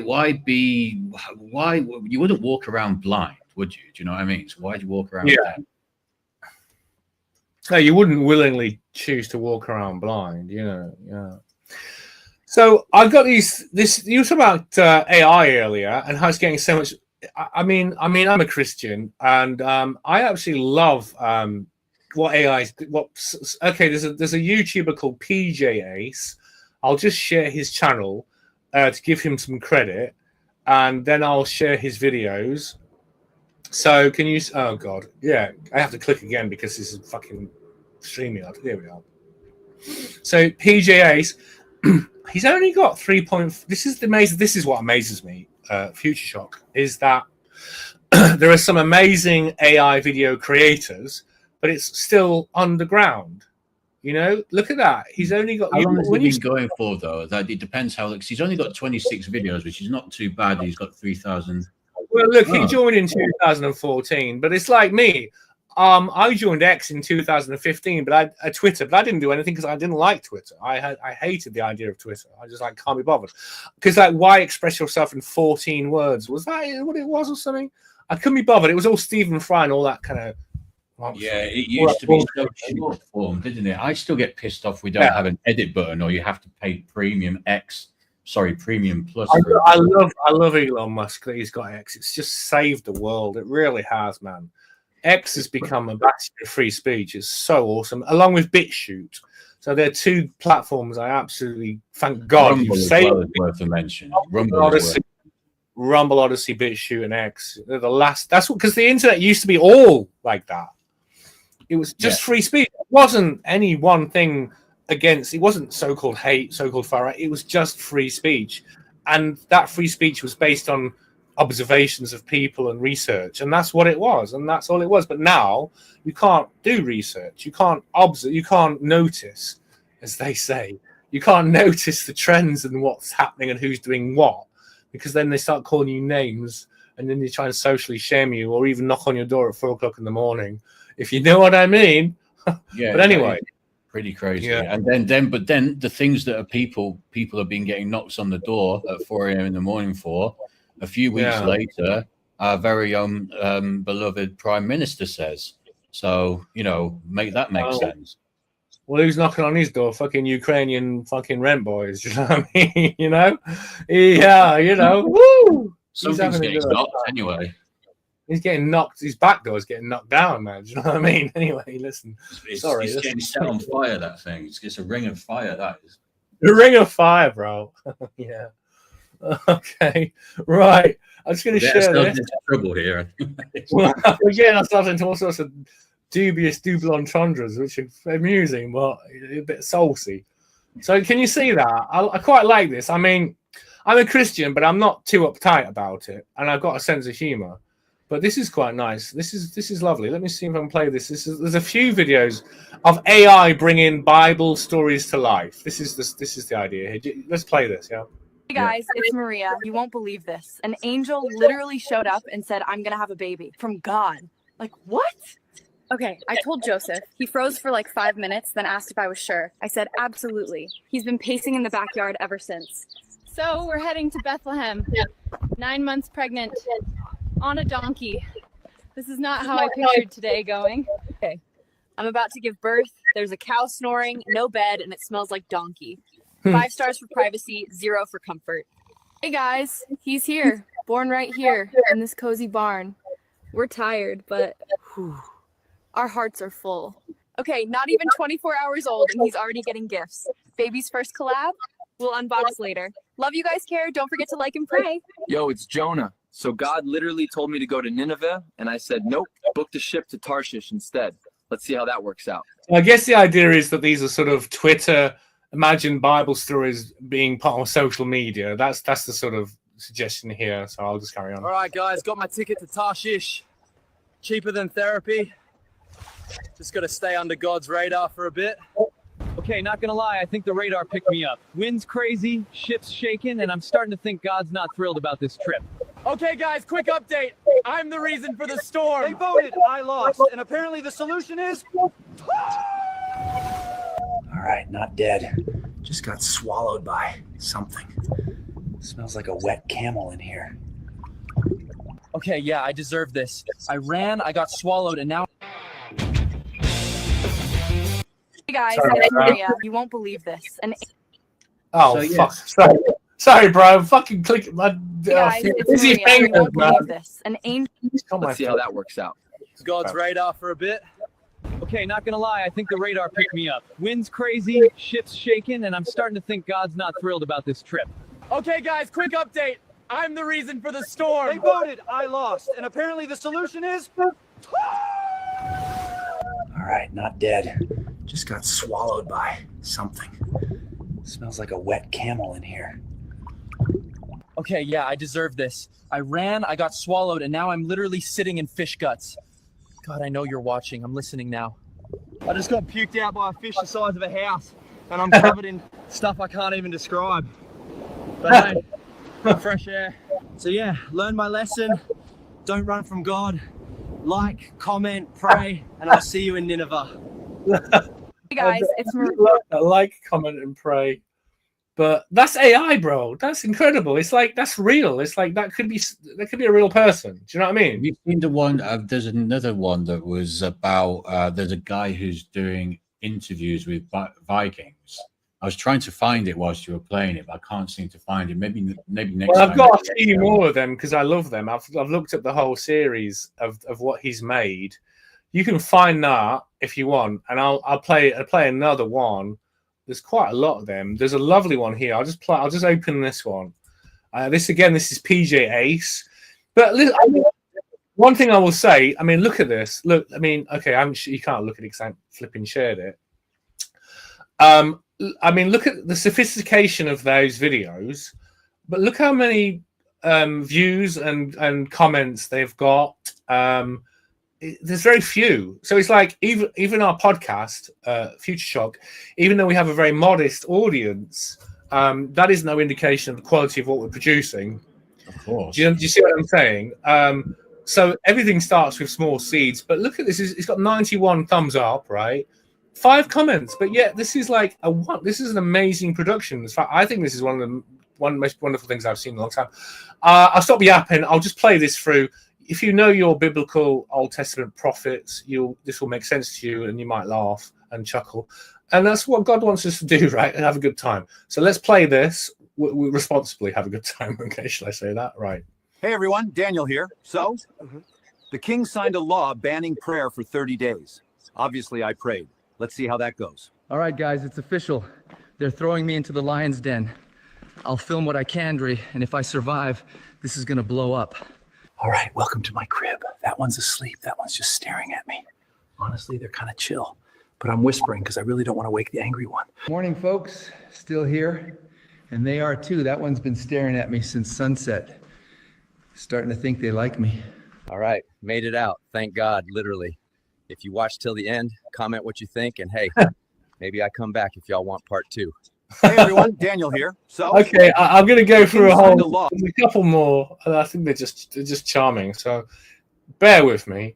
What do you think of the quality of those, though? Future Shock, as like productions, and also the modest size of the audience and such. What do you think of that AI technology? What does it make you think of? But the thing at the moment is that it's still kind of niche, and so sorry, I'm just trying to multitask. It is niche, isn't it? But it will take over, and people will not be ready for it, though. Do you know what I mean? It's about finding the right thing that kind of resonates with people. But like, I can't quite find that Viking one, unfortunately. It's quite funny because basically what it is like some guy like going around like you would interview people in the street, but there's like some sort of Viking like war going on, and they're just kind of interviewing the Vikings who are involved in the war, and they're giving their opinions and stuff like this. And again, all complete AI, obviously all completely fabricated stuff, but it just looks absolutely realistic. And that's it's really amazing. Yeah, this is the worst it's going to be now, if you know what I mean. It's only going to well, no, it was the worst about 2 years ago. I was showing it to my students and things like that, and it was Gordon Ramsay vomiting spaghetti. No, the first one was like Will Smith and spaghetti, wasn't it? Do you remember those days? Yeah. So this is what I'm looking for. God, okay, I have to click again because it's fucking StreamYard and it's annoying. Okay. Let's play. Is that sharing? Is that sharing? Can you see that now? Yeah. All right, cool. Let's play. Yeah, I'll play it. Yeah. So this is Good, fam.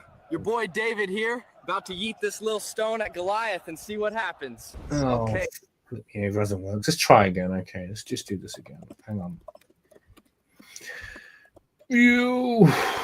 Okay, here we go. Try again. Good, fam. Your boy David here, about to yeet this little stone at Goliath and see what happens. Okay, so I told y'all to trust the process, but no, y'all wanted to stay in Egypt stacking bricks. Yo, it's Shadrach. This random dude just showed up. It's getting lit in here. I got the horses in the back. Horse tack is attached. Hat is matte black. Got the boots that's black to match. You know I'm a daddy's boy. He's got me in this Technicolor drip. Brother's so jelly right now. They're looking a little sus. These Philistines thought they could flex on me. Big mistake. I just took some pre-workout and finna bring the house down. I would like to formally apologize to God, the sailors, and this whale. Sorry, dude. Good, fam. Your boy David here, about to yeet. Yeah, so you get the idea. It's wonderful. I mean, yeah, what you notice about the AI is the main character, David, is obviously animated, but the Goliath is just a statue. That will change, I suppose. Another one is Shadrach, Meshach, and Abednego. I'll just see if I can find that one. That's a good one. But again, it shows that there's the main character is animated by the AI, but that the yeah, okay. I'll just play this one. We haven't seen this one yet. Okay, but yeah, AI is just you're not gonna be able to distinguish between actors and AI ultimately, and just in a matter of months that will happen. What do you think about that? Going to be the problem. I think we spoke about this before on a previous show in terms of like how are we going to sort of regulate it and how are we going to be able to. I mean, you're going to have some kind of, at the very least, you're going to have some kind of disclaimer or whatever that says that, oh yeah, this is AI. Otherwise, yeah, there'll be a government law. There'll have to be some kind of thing like that, won't there? Yeah, it's interesting. Yeah. A whole new world of laws that are going to be needed for this kind of thing because, and I don't know, like you're going pretty much soon. I mean, let's say within the next 5 years or so, you will be able to make your own movie as if like you had your own studio or were able to. We'll put fucking Hollywood out of business, which can only be a good thing, you know. Yeah, it's going to be a different. There won't be. Yeah, there will be different. You will have like your own. You will be Hollywood. You will be your own business. You will be able to do all the things that, you know. From the camera work to the music. Funny times we're living in, you know, with the threat of war and nuclear destruction. But meanwhile, people can make cool AI videos about biblical prophets and such. I'll just play this because I like this bit, but it also illustrates the limits of AI at the moment. They can't. I don't know what. Look, this next story. Can you hear that? That's coming over okay.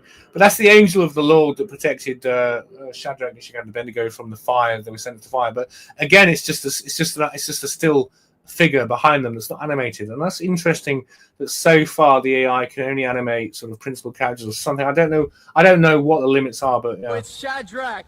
This random dude just showed up. It's getting lit in here. I got the horses in the. Anyway, yeah, I just love that. I just love that. I think that's a lot of fun. And as a Christian, I'm all for that. You know, if you're going to promote biblical messages and have a bit of fun, but yeah. So listen, go on, Future Shock. I was just going to say as well, just to highlight how quickly things are progressing. It was only about a month ago that it was very difficult to create videos that were over 5 seconds in one go. Yeah, obviously you could splice together 5 second after 5 second after 5 second and grow it that way. But now you just had to, a couple of months later, a couple of months on now, you've now got, I think it's VEO 3 or 4, something like this, which has come out where you can now do a 60-second video. So that's in a couple of really? Oh, I need to get into that. What is that then? Because I've been using, I've been doing 5 to 8 seconds. But it just came out about a week or two ago, just before my birthday. I remember. Oh, well, that's just annoying. That's the thing. Once you pay for, I haven't paid for anything. I do a £10 $10 a month. So that thing I told you about before, where you can have access to making AI videos from most of the major AI, what would you call them? I don't know, productions software. So tell me about this, please, Shock. I'll shut up for a minute. Yeah, go ahead. Well, no, literally that was all I was saying. That now it's gone from, in a couple of months, it's gone from being able to create really max like 5-10 second videos to now being able to create max 60-second videos. So now, how long is it going to be before we're going to be able to do 5 minutes, 10 minutes? This is all just in one shot. And now, obviously, now you can do 60-second videos. You can start bunching up 60 second after 60 second after 60 seconds. So the potential for making longer form stuff has already kind of like essentially 10x'd in 2 months. And so just what's going to happen this time next year or the year after? The speed at which, I don't think I've ever seen. I would like to know if anyone can suggest a technology that has progressed as fast as I know.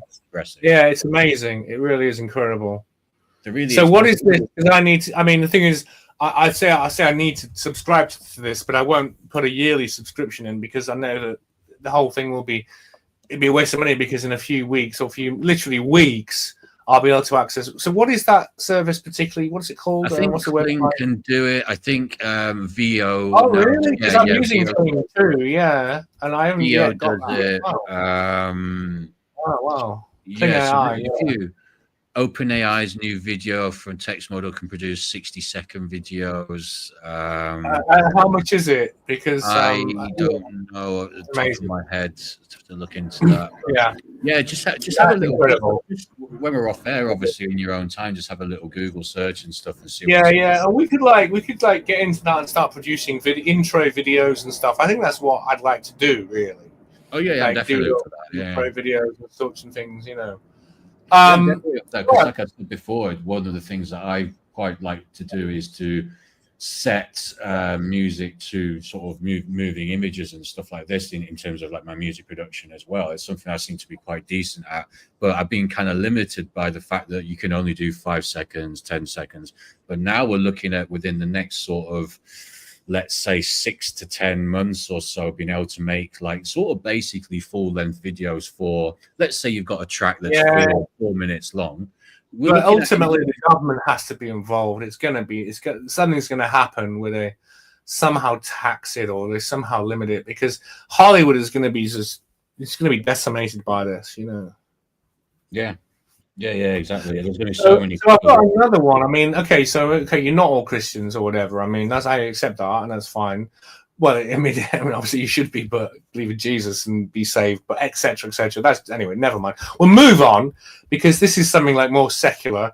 This is PJ Ace again. If you look at, he's only got 3,000 subscribers, yet the work he's producing is fantastic and amazing, and it's still underground. The AI sort of videos, but this is really well produced. It's only got how many views has it got? This has got only 3,000 views, man. So it came out 2 weeks ago. You can see that. I'll play it for a minute and a half, and then we'll chat, and then we'll take a break home, play some music. Yeah. What deep thoughts do you have? So, you got a private chat for me, yeah? Check what I put in the private chat. Yeah. So what deep thoughts do you have? Lori got offended that I used the word puke. But to me, that's what her dinner tasted like. Clowns aren't funny. They're kind of scary. I've wondered where this started, but I think it goes back to the time I went to the circus and a clown killed my dad. A child's face can say a lot, especially the mouth part of the face. A minute ago, I bit into this nectarine. It was so crisp and juicy until I realized it wasn't a nectarine at all, but a human head. On the other hand, you have different fingers. I have to see a nude opera, because when they hit those high notes, remember, this is all AI. These are not. I mean, we've had this conversation, haven't we? Future about AI and how it uses. And that guy fucking died. Was mysteriously died. Who was going to testify about it was an OpenAI about how they're infringing copyrights, and ultimately all of these. That's the interesting thing, Rob. That all of this information, they're coming from. Are these real people? Obviously not in that situation, but there must be some source for this stuff. Do you know what I'm saying? Well, what it does is it actually also sort of combines aggregator. They call it an aggregator, don't they? Really, it's just like a search engine. They may not necessarily, like say the girl who's talking now may not necessarily be real, but that face may be a sort of aggregate. The face is real. Yeah, it's interesting, isn't it? 3 different people, like I've made. It could be 3 different people. Yeah. Yeah, so it's pretty interesting. Let's play this. Yeah, sorry to interrupt you. Can really see it in those genitals. When I found the skull in the forest, the first thing I did was call the police. But then I started to wonder who this guy was and why did he have antlers. I sometimes that's fucking funny, man. It's really funny. Wow. Imagine a peaceful world without weapons. I then imagine how easy it would be for us to invade that world. If God dwells inside us, I sure hope he likes enchiladas, because that's what he's getting tonight. If you are falling off a building, you should go real limp, because someone might catch you, because, hey, it's a free dummy. If I ever get rich, I hope I'm not real mean to poor people, kind of like I am now.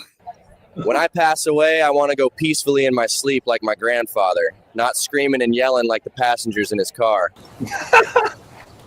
It's sad that a family can be. That's like a joke on the internet. That's like something someone said, isn't it? But like you're right. I've heard that before. I've heard that joke before. Torn apart by something as simple as wild dogs. If you ever drop your key, as wild, family can be torn apart by. Oh God, flipping egg. All right, let's get back on track. It's sad that a family can be torn apart by something as simple as wild dogs. If you ever drop your keys in molten lava, let them go because, man, they're gone. I find that hilarious because it's like it's not. It's just like it's. I don't know. It's funny as fuck. It's from the internet, and the internet used to be funny. Do you remember those times when it was funny and we could say anything? Well, that I could don't know. be That's coming all. back. It could be coming back. I mean, the It's thing is, coming back. like the guy, I'm not sure how long that site's been going. That page has been going for. But listen, with these, especially with YouTube as well, YouTube's a long slog. I mean, 3,000 views in 2 weeks is not too bad, really. I mean, but if you're building sort of thing, so I mean, Yeah. it's not too bad. I mean, and more, the thing is with AI at the moment as well, is there's a bit of a stigma around it. There's a lot of people who don't like it. There's a lot of people who are kind of against it. So you're kind of working against that as well at the same time. So it's not like everybody's embracing it and embracing, because you're right about what you just played. There's a lot of clever stuff there. It's all well generated. It's all well written and stuff like this. And it does deserve to have more. But the sheer fact, there's a lot of people who don't give a fuck about that. It's like the sheer fact that it's AI, they're against it. Do you know what I mean? It could be the most well written, well presented thing. Just because it's AI, they're like anti it. You know what I mean? So it's going to take a little while for some people to come round to it, or for enough people to come round to it, if you know what I mean. Yeah. Okay, so I've just sent you a message in the chat. We've gone for another hour. We should play a track. Have a look at the chat. Tell me what you think. Okay, let's do this then, because I uploaded the chat. I uploaded the song. Your of tune. mine. Yeah. It's about 6 minutes long. If you do play that and then I will come back and start talking about, I think we're going to talk about Bruce Lee. Bruce Lee, maybe. Yeah. And then I will rejoin you in like a few minutes or so. Yeah. All right, bro. That'd be cool. I'd like you to be around. So listen, let's just chill. I'm going to try and see if I can have a 6 minute cigarette. Yeah, man, to just roll you absolutely there. starving, that's it. So just So yeah, all right, 10 minutes. Give me 10 minutes. 10 minutes, 6 minute track. I've got other tunes I can play if you're not available. I've got stuff. So let's go. Let's play one of your tracks. Tell us about this track, please. So yeah, the track is Terminus City. Yeah, I think you can see it there, right? The MP3. Terminus City. Yeah, it's a kind of like sci-fi dystopian sounding drum and bass track, which was originally going to be signed by Dread Recordings, which is quite a big A-level, A-lister drum and bass label, but it transpired that in the end it didn't get signed because I don't know. I don't want to say too much about that here, but yeah, there was some disagreements. Yeah. There were some disagreements with when it was going. Essentially, it was taking a very long time to get released, and I basically said to the guy who runs the label, "I'm going to take the track back because." Bro, you're right, man. So now it's unsigned technically. I will get it sorted out somewhere, but so we can play this without getting fucking copyright bullshit over tracks you actually own, which is fucking annoying. But yeah, okay. Multiple emails about it. Yeah, we have to deal with fucking emails from these bastards who think they own your music and they don't. Yeah, annoying. Right. All right, cool, then, man. All right, 6 minutes break. Yeah. Stick that on, and then come back, and I'll be back in a few minutes. Yeah. Nice one, bro. Cheers, man. All right, this is Future. This is our very own Future Shock, and this is Terminus City.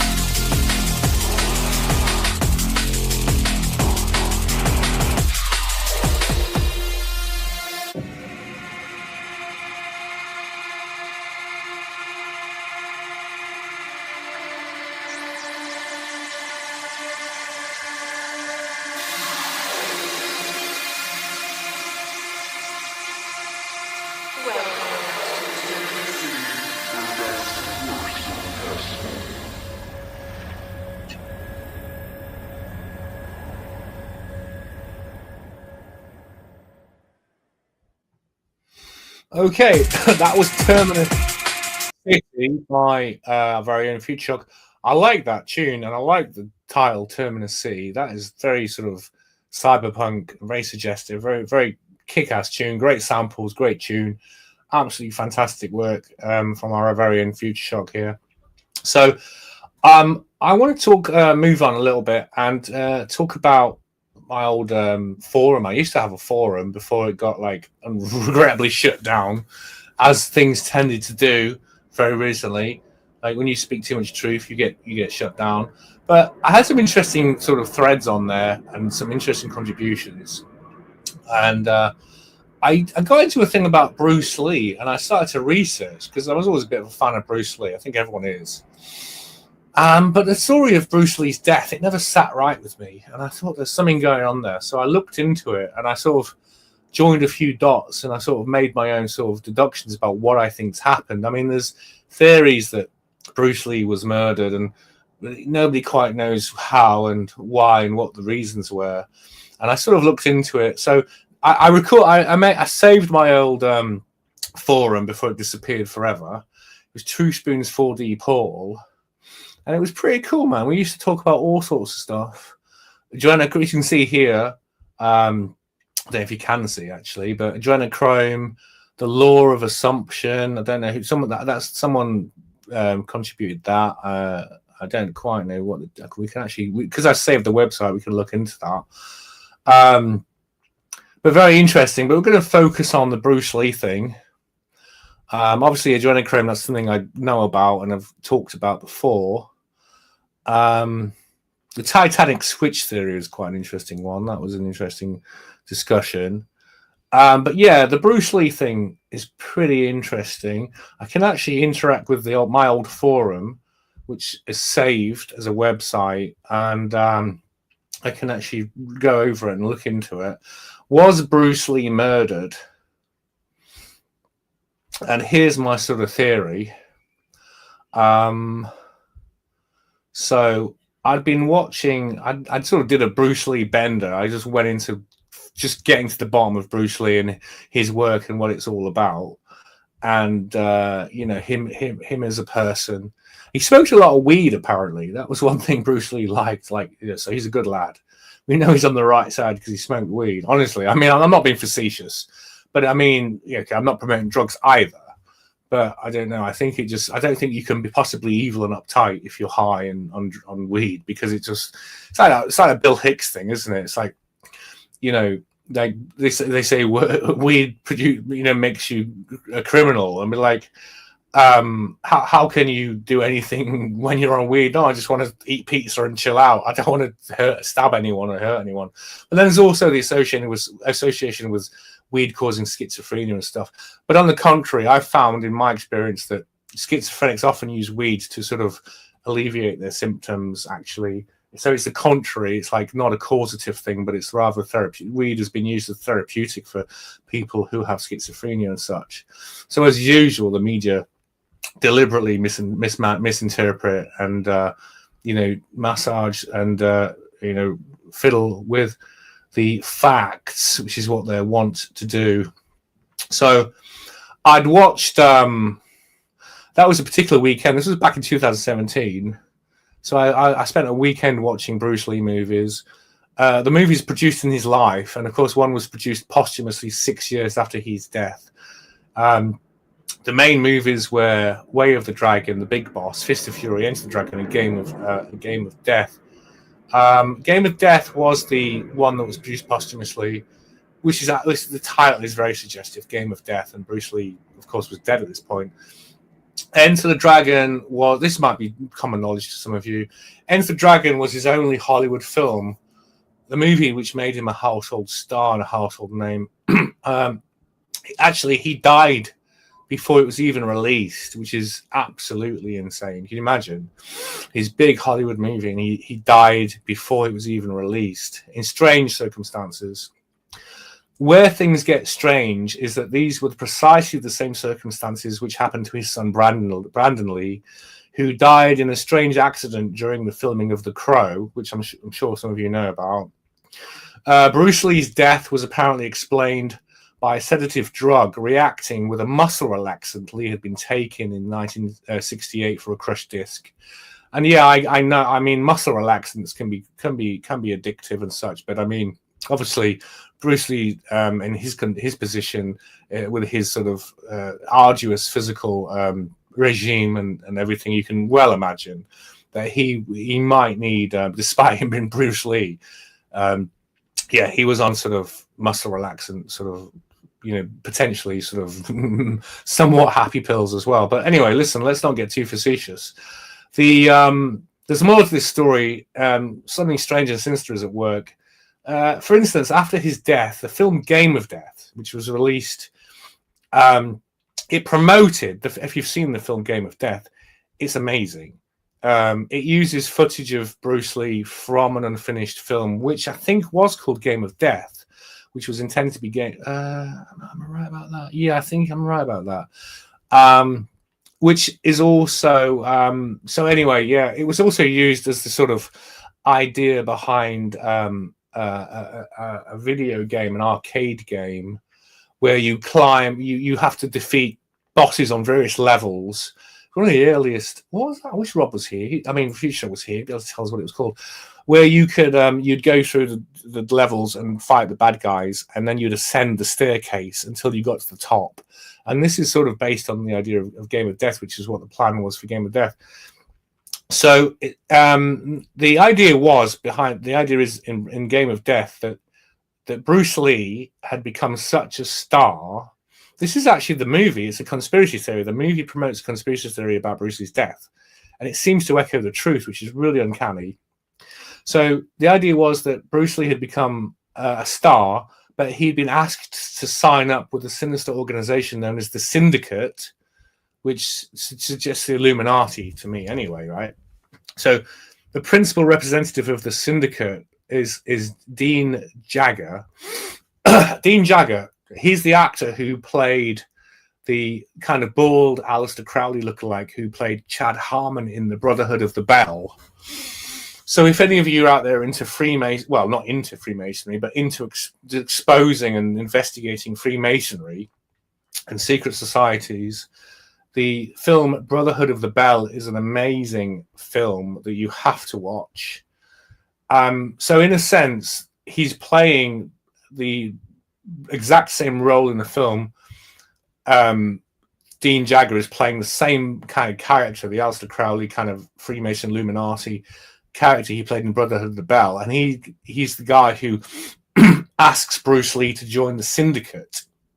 Bruce Lee's appearance in the film Game of Death is limited to 20 minutes, to just a 20-minute scene at the end of the film, which is based on the original film, I think, which was Game of Death, which he died before he could complete. In the interim, Bruce Lee is played by Bao Yuan. I mean, I've got this written down because I can't remember all the facts.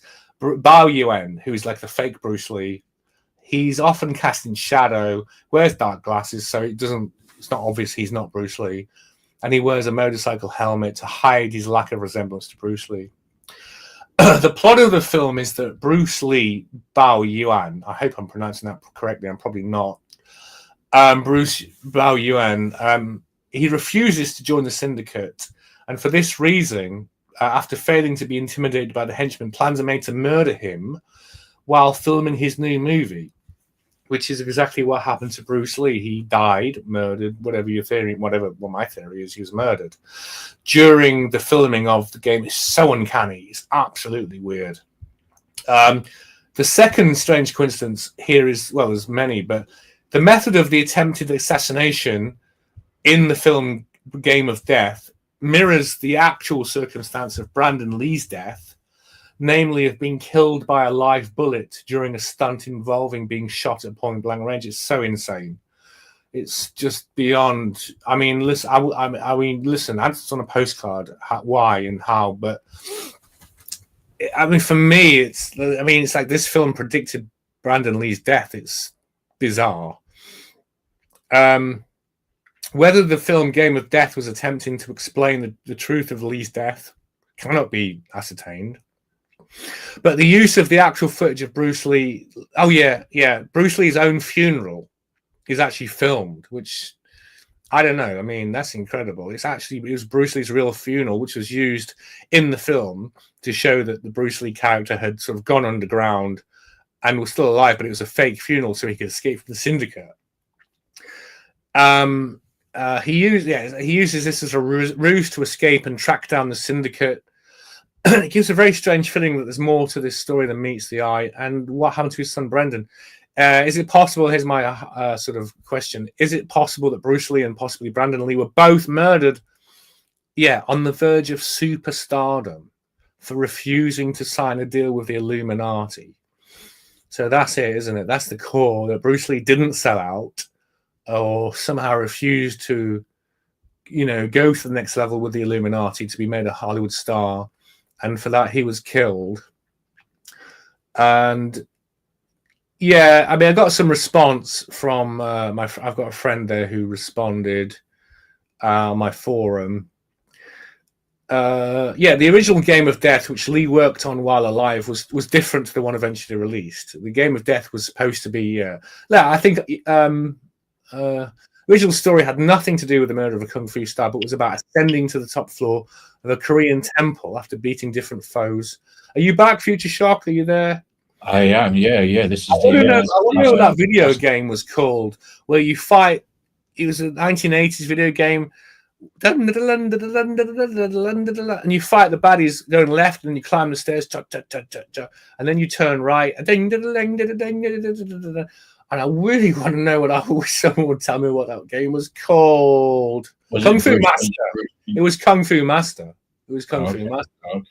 I'm just going to triple check that, but I think it was Kung Fu Master. But that video game is based on the idea of. I mean, listen, you've got to be of a certain age to remember Kung Fu Master at the arcades, and then it was converted to all the home system. Kung Fu Master, which is exactly like the story of Game of Death. So anyway, listen, I'm going to continue a little bit with this. It's pretty cool. The posthumous Game of Death. This was the Game of Death, which was filmed after Lee's death. It features footage from Bruce Lee. But no actual plot scenes. It was filmed with 2 stand-ins for Bruce Lee. The film opens with Bruce Lee's fight scene with Chuck Norris from Way of the Dragon, because that was Way of the Dragon, where he fights Chuck Norris at the Coliseum. You seen that, Future Shock? Are you a Bruce Lee fan, you particularly? I'm trying to think. I probably have a very long time ago. I don't remember, though. I don't really remember. I gotta be honest. I'm just liking this side. Bruce Lee, okay. Thing is, like I said, I saw these all movies as kids, but then I looked into it and watched them all, and I thought, what the hell's going on here? So the scene, this is really cool, though. So the scene from Game of Death, it starts with the scene in Way of the Dragon where he's fighting Chuck Norris in the Coliseum. And the scene from the movie ends and the director yells cut, and then we see edited shots of Bruce Lee combined with a stand-in film mock-up of the Roman Colosseum set. Now, what I believe is that for whatever reason, this is the story of Bruce Lee and the real reason of his death. The film was co-written by Lee before he died, obviously. We don't know how much Lee actually wrote. Produced by his longtime Hong Kong collaborator, producer Raymond Chow, who specially hired Enter the Dragon director Robert Klaus to co-write and direct the film. Lee's friend and co-star Bob Wall and fight choreographer Sammo Hung were also called in to help with the film. It was released by Lee's Golden Harvest Films and which was Lee's Hong Kong production company. Worked on all his previous films before Enter the Dragon, which was Warner Brothers. Enter the Dragon was his big Hollywood movie, of course. Seems to me that all of the people who worked on and produced and released Game of Death were all people who had been instrumental in Lee's film career all along, possibly were his friends and supporters, we don't know. But would Bruce Lee's friends and professional associates from Hong Kong create a macabre spectacle and include footage of Lee's own funeral within the film if only to milk a few dollars from his legacy? Or, this is my theory, is it likely that as his friends, they wanted to tell the real story of Bruce Lee's murder? Did they take it upon themselves to spill the beans for the sake of a dearly missed friend? I find it a very interesting, very uncanny, full of synchronicity, full of Illuminati weirdness. I mean, what do you think? What do you think? I mean, I know you're eating. I mean, what are you finished? What did you have? I have finished eating. But the True Spoon 4D portal is always quite a nice sight to see as well, by the way, because it doesn't exist anymore. I had to save it. So, do you know what I mean? I don't know. You can't access it now. It's not like no, it's not. It's not on the internet. No, it got shut down. You know how everything's got shut down, man. I got banned, so I'm kind of proud of that. Actually, you know, I was one of the people who were banned, so I've earned my battle scars in the truth war, right? There was some damn good threads in there. I mean, I can't remember what I used to call myself at the time, but there's quite a few threads there of me trying to understand hyperspheres and things like that, and you trying to explain it to me and being relatively patient with the thanks, man. Hyperspheres and stuff. Yeah, it was such a cool little forum. I mean, it wasn't big, but we had some nice people, and they're interested in it. Especially you, Future Shock. You were really you're really into it. You know, you're open-minded and ready to sort of like whatever may happen, whatever goes. You know, I'll take it on. Open to possibilities. And I find one part of it which was more about because obviously there was lots of different subsections, wasn't there? And there was one part of it which was just all like dedicated to the 4D stuff, which is I know it's obviously called True Spoon's 4D portal, but there was other different kind of sections, wasn't there, if I remember rightly? Can you scroll down and show it? Can you scroll? I can. I'm just gonna try and. I don't even know I'm sharing anymore, man. I'm a bit lost now. I'm just lost in Windows, man. I'm sharing something, but I don't even know what it is. It can be a bit much. I mean, I remember it is much. It's too much, man. I've lost the plot now. It is a bit like when you're trying to just click between things really quickly. Because when I do my football one thing I do is I go on Twitter and I'm just like going through some of the silly comments that are on Twitter and doing a bit of mockery as well as like just keeping up to date with the news and stuff. And I'm trying to do that, and I'm trying to flick between other like sites as well. And it just, you have to kind of you have to kind of get on top of it. It is quite tricky. I'm going to try and access some of that stuff from the forum. Oh, okay. Hang on. Let's share. That might be it. So, because it's friggin' streaming, I'd have to click again, which is super annoying. Can you let me know? Is this scroll? I'm going to scroll. Is it scrolling? Can you see that? Yeah, is it? Yeah, that's it. Oh, nice. Is it working? Yeah. So. Oh, very cool. So we can see all the stuff. So I had a thing about quantum physics and 4D. Look at that, yeah. So because I have saved the website, I've sort of saved the threads and stuff. So you had a thing about 4D access. Was that you? Oh, it was actually Future Shock. There we go.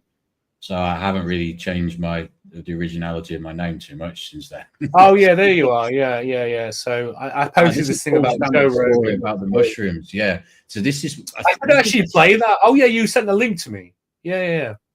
Yeah. So basically, this is actually quite a long story, but I mean, it is quite. I don't know how long exactly. We could play it maybe if it's not too much, but yeah, I don't think Joe Rogan sues people for. Should I play that? Okay, let's see. Hello, freak bitches. But if you look at the multiverse, and I've had one or two in particular multiverse experiences where time and reality has changed in a way that I cannot explain. It's so. What do you mean? It's so incredibly profound that I still cannot wrap my mind around it. And these are psilocybin experiences? Psilocybin experience. So I think the psilocybin experience might be a one portal, and now I'm going to sound like Terrence McKenna, of entering into the multiverse. The idea that time can be bent, that there are multiple universes occurring simultaneously in different realities. And I've had one experience in particular that is just unfathomable to me, I don't know how to explain it. Give it a shot. Okay, I'll give it a shot. And You've already blown my mind This is- apart this is- 150 times today. this is a very deeply personal experience to me, but I was going to the Evergreen State College. I had the Drug Enforcement Administration license. My brother John went to Yale University. He got a graduate scholarship in neurophysiology at the University of Washington. He came out to Washington State in Seattle. I was living in Olympia, Washington. I had a cabin up in the mountains near Darrington, Washington. Then the summertime for 3 years, I set chokers. I was a logger. I really believe in the school of hard knocks and the blending of academia with blue collar hard work. I love chopping wood. I love running a chainsaw. I love hard labor. I think it gives my mind some respite to be able to think. So I'm in this highly academic environment. My brother John he died unfortunately 2 years ago. He got me involved in mushrooms. So I'm going to segue and set the stage here, but I need another 2 minutes to set the stage here. So I'm growing up in a small town in Ohio called Columbiana. My brother John is going to Yale. He comes back one day, and he gives me a book that he's using for his class, but he's on break. And he says, and I'm really fascinated. Now, John went to Mexico, Colombia, came back with great stories of eating psilocybin mushrooms, and he's my older brother. I just idolized him. And he has a book called Altered States of Consciousness. And so I said, John, can I borrow your book? He said, sure. And I said, but Paul, I need it back. After my break is over, I'm going back to college. This is part of our textbook. So I borrowed his book, Altered States of Consciousness, and I'm just fascinated reading it, about all these different ways of expanding your consciousness. I'm 14 years of age. And so my best friend, Ryan Snyder, says, Paul, can I borrow your book? We're hanging together all the time. And I go, yeah, but I need it back. And so he borrows my book, and he doesn't return it. A day, several days pass, a week pass, 2 weeks pass. My brother's coming back on break. He said, I needed that book back, Paul. And I go to Ryan. I go, Ryan, I need my book. And Ryan just kept on avoiding answering the subject. And so I said, finally, give me my book. And Ryan goes, I can't give it to you, Paul. I said, why? He says, my dad burned it. I said, your dad burned my brother's book? I go, WTF. I didn't use this phrase back then. I said, oh, my God. And I have a shout out to Ryan Snyder's father. That because of that event, it stimulated my interest in altered states of consciousness even more. So John goes to Yale and goes to the University of Washington. I have this DEA permit. I'm at the Evergreen State College. John calls me up. He says, Paul, I think I found some psilocybin mushrooms.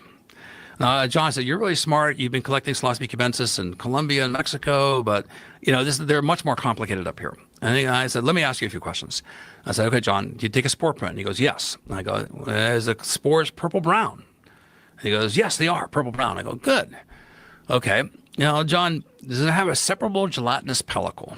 And he goes, what's that? And I go, well, break the cap. These are growing on wood chips. Break the cap and separate the cap very slowly. Do you see a little skin that's translucent? And he breaks it and he goes, yeah, I see that skin. I said, John, they're growing on wood chips. And he goes, yes. I go, are they turning bluish?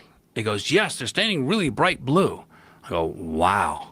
I said, John, how many did you find? He goes, you would not believe it. It's a huge amount. I said, wait. I said, but he said, Paul, they're in a very sensitive place. You better come up here right away. Oh, sorry. Did you want to say something, Show? No, I was just, we could just be commenting just very slightly as we go as it goes along. But I was just saying that, when they're blue, that's very good. That does mean that they're a stronger version. Exactly. I was thinking the same thing. Yeah, exactly. Blue mushrooms usually have psilocybin. Yeah. When they're exposed to air when you cook them. Yeah. Especially they're the stronger ones as well. Have you seen this before? Do you remember this story? Oh yeah, I remember. This is one of my favorite. I think if this is continue with this, this is one of my favorite ones. It's certainly worth playing through. So continue, yeah. Yeah. So this is free. This is what? This is fair use, transformative, educative, discussive. We're just free use. Yeah, there's only 5 minutes of it left anyway. And Rogan, he's all right. Crazy story. Cool. So I jumped in my car and I drove up from Olympia to Seattle, about 60, 70 miles. I get to his house and John's there and I go, well, where are we going? He goes, well, we need some grocery bags, and let's get on our bikes. and let's go down there. I go, well, why all the secrecy? And the problem is, well, you'll see. And it was the end of Boat Street, and right at the University of Washington, right off of University Avenue, there's Boat Street. And we get there, and right across the street is a police substation. So we're there, and there was an eruption of this mushroom. There had to be 10,000, 30,000 mushrooms. I don't know. It was about 50 feet by 30 feet. With all been mulched with wood chips. There was an eruption that picked up, trash and debris that picked up 6 inches. It was solid mushrooms. There are mushrooms everywhere. I've to this day never seen so many mushrooms in one concentrated area. So we waited till the police cars went away, and we're kind of idling there. And then the police cars would go away, and from the substation we start picking mushroom, and we fill up a groceries bag or two. And then the other students are walking by. What are you doing? Oh, nothing. And then we eventually go, yeah, there's plenty for everybody. So and so. So it was like pretty soon everyone's all hanging out as a little group, like at the bus stop, right? We're not really waiting for the bus, right? We're waiting for the police cars to go away. Right. And then we picked all these mushrooms. So we got about 8 or 10 grocery bags full of these mushrooms. So bizarre. It turned out to be a new species called Psilocybe strunzii, named after a new species. It's new species. Oh my God! New as in hadn't been discovered before. Had you never guys been described picked in them? the scientific literature before. So you picked a mushroom that no one knew existed before, hadn't been described scientifically. We had known about it for about 3 years, but this is the largest eruption, and from that collection became part of of the type collection that anchored the species taxonomically. So I think some of the specimens still exist in herbaria around the world because it's the reference standard. So we go back to the house, and it's like, we got to dry them. So we lay out newspapers, and the whole newspapers were just covered with mushrooms. Wow. And so that night, we just about 4 guys from Yale, all neurophysiology, all scientists, on the scientist track, and let's eat them. And so, I mean, this is not very potent. They're 1/10 the potency of cubensis, so we made smoothies. This is quite strong. And oh my gosh, talk about the gag reflex. So we had to make these smoothies. We had to eat 50 of them in order to have a dose equivalent to what Psilocybe cubensis would be. So I knew that. So we made these. Did you want to say something? I think that I think anyone who's tried mushrooms before is obviously aware of the horrendousness of gag reflex. Yeah. The idea of having them in this smoothie. We used to do them in omelets. The problem with doing them in I actually like mushrooms. I mean, I mean, they're very chewy. That's the thing that gets me, is that they're so chewy, right? The smoothie is actually practically not that bad an idea. What we I just chew them. Yeah, well, we got to the point where we were going, when they were legal back in the good old days, when they were basically you could go down to Camden and buy them. We would get so many so often that the resistance would be doubling and tripling as the months went by. So you'd have to have so many. What we would do is put them in omelets. The problem with that is it's okay for a little bit, but then the mushrooms start to take effect, and you're basically egg is heavy stuff, man. You know what I mean? And then you're looking down at a plate full of half-eaten mushroom omelet with tomatoes. You're better off just scoffing them and chewing and chomping them up, because if you chomp them up dry or fresh, then they don't have. It's like sublingual. Is it sublingual? Is that what I'm thinking of? The thing is, it goes straight. It goes through your saliva and your tongue, and it gets quicker. Do you know what I mean? So a lot of. I mean, to be honest with you, if I were to do something like that now, it would be such an issue because my resistance would be so low. But at that point, we were having 80 grams, so that's quite a lot. Grams. Yeah, it's a big mouthful, isn't it? Yeah, exactly. Yeah. So anyway, he's got a few minutes of his story left. His story is crazy, man. Let's have a listen. We've all got mushroom stories, haven't we, bro? I got a few. Totally distasteful milkshakes, and we chugged them and we drank them. And then amazing experience. I bonded with my brother. It was beautiful. And then you're peeking at this experience. You look around, and there's tens of thousands of these mushrooms. Oh my gosh, all for science. And so I go to bed. Yeah, of course. And I'm laying in bed, and full blown experience, and can barely sleep because all the colors are keeping me awake, and my mind is racing. And then I have a lucid dream. And I'm dreaming, and I wake up, and I go downstairs, and I go, I had this crazy dream. I said, and what's your dream? And I said, I saw thousands of cattle dead, baking in the sun. I said, I think there's going to be a nuclear war. But what could kill all these cattle? You know, there's a time of the Reagan administration and all that, and you know the tension was really high between the Soviet Union and the United States. And they said, and they were joking with me, saying, "Oh, well, okay, you know, what's going to happen?" I go, "I know. I was in Olympia, and I needed to rush up to Darrington to stay in my cabin because my books were up there, and my manuscript was up there. I need to save my research." So they laughed and they laughed and they said, "Well, when's the world going to end, Paul?" And I go, "Well, it's not this weekend. That was like in 2 days. It's next weekend." So they wrote on the calendar, December 1st. I put it in my book. I think it's 1975. The end of the world. They wrote, Paul predicts the end of the world. So we forgot about it. Massive rains the next week. Huge amounts of snowfall. And then on Wednesday, Thursday, temperature inversion. And it flipped to 75 to 85 degrees. All the snow started to melt. Oh, right. All the rivers were flooding. And my little cabin was right next to this river that would swell from day to from morning to night. It would go up 6 feet just from the snow melt because it's very close to this volcano and big glaciers. I said, "Oh my gosh, I'm going to lose my manuscript, all my research. I need to get up there. I need to get up there." And so I'm watching the news and the roads are being closed. So I had to go through Rockport, Washington, the back way in order to get back to my cabin. I get to my cabin, and the bank had eroded about 10 feet. I was only about 10, 12 feet away from the river now. My cabin was on the verge of falling into it, but I got my manuscript. I got all my books. You know, I rescued all the material I had, but I couldn't get out of there because the roads had been closed. And so I had to wait 2 days, and the roads then opened up, and I drove out of the valley into the Snohomish Valley, and I went around the bend, and there the sun, it was a brilliant sunny day, a warm day, and there floating in the fields were hundreds and hundreds of dead cattle. Yeah. Whoa. How do you explain that? That's cool. That's cool. I mean, it's cool. I entered, I think, into the multiverse. That's incredible, right? Yeah. Now, as a scientist, you realize when you say something like that, you open yourself up to ridicule. Do you feel hesitant to communicate these ideas? Well, to a degree, yes. But, you know, I'm 62 years of age, and, you know, at one point, I just don't care. I just don't care. You know, this is true. This happened to me. And I can push the envelope on these ideas because the credibility of my research is well established. I can save the bees. Do you care whether I have taken psilocybin mushrooms, if I can save your farm, your family, your country, or the world billions of dollars and protect biosecurity? I care more. I care more. That's right. Yeah. So I'm telling you things. Yeah. I'm not making these up. I don't have to. I just wondered. But just because you can can't tell, explain you know it. he's telling the truth anyway, right? I mean, it's just everything about the way Doesn't it also, funnily enough, tie in kind of what we were talking about before, in a way, in the betting when we were talking a bit about the bets and the chaos theory, and that is something that science can't explain, essentially. He's a scientist. I mean, Paul Stamets. I'm not familiar with him, but you know, I mean, what does he do?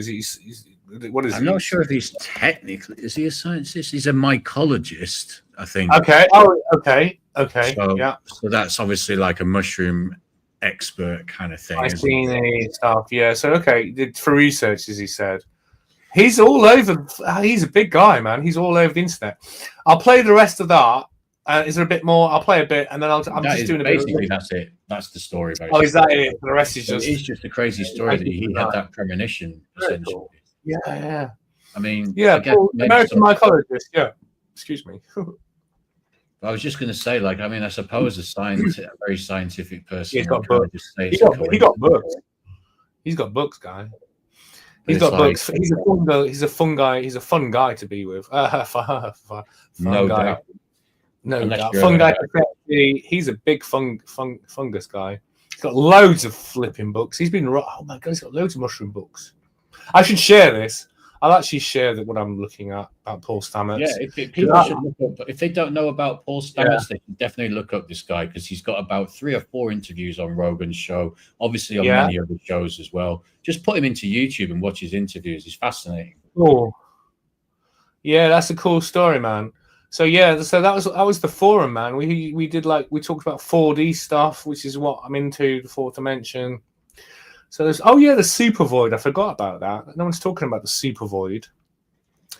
I couldn't. I was trying to think about that the other day. That we live in a dark corner of the universe, of the galaxy, but we live in a super void.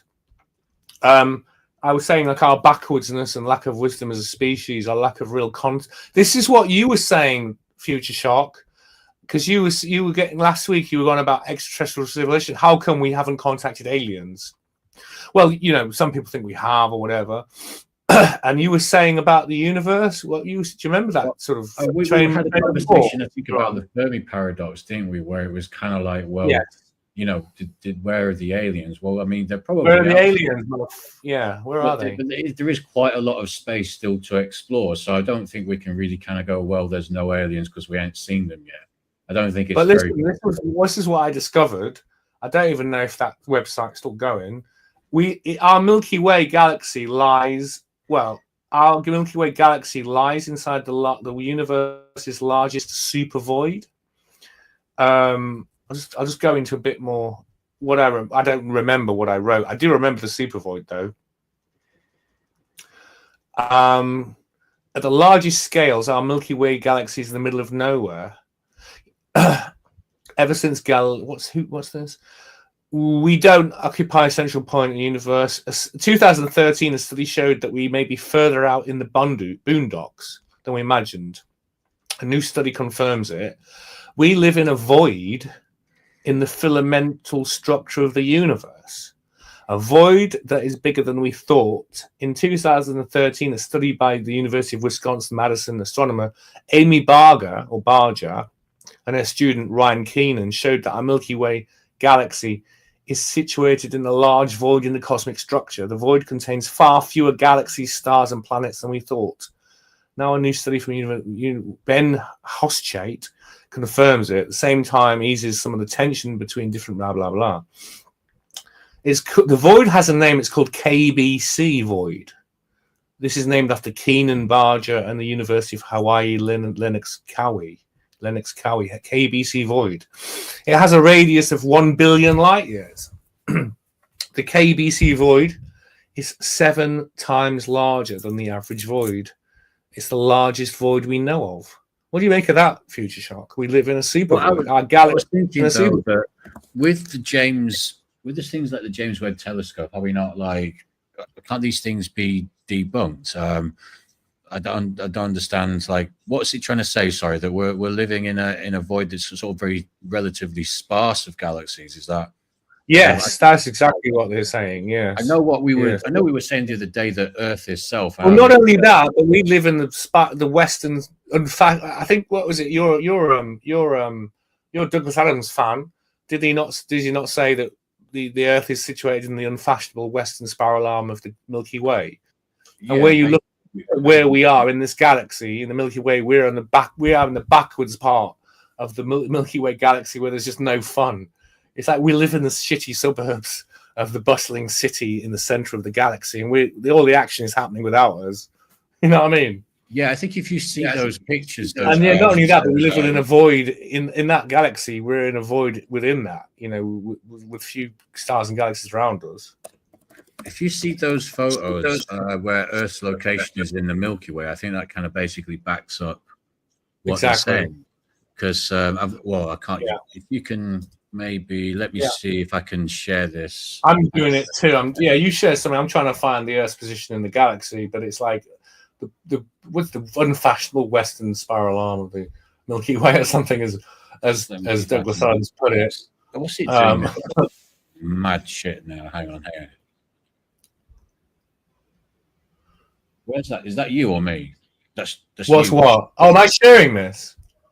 Well, am I still sharing my? No, I'm not sharing. I'm not. Yeah. What? Hang on.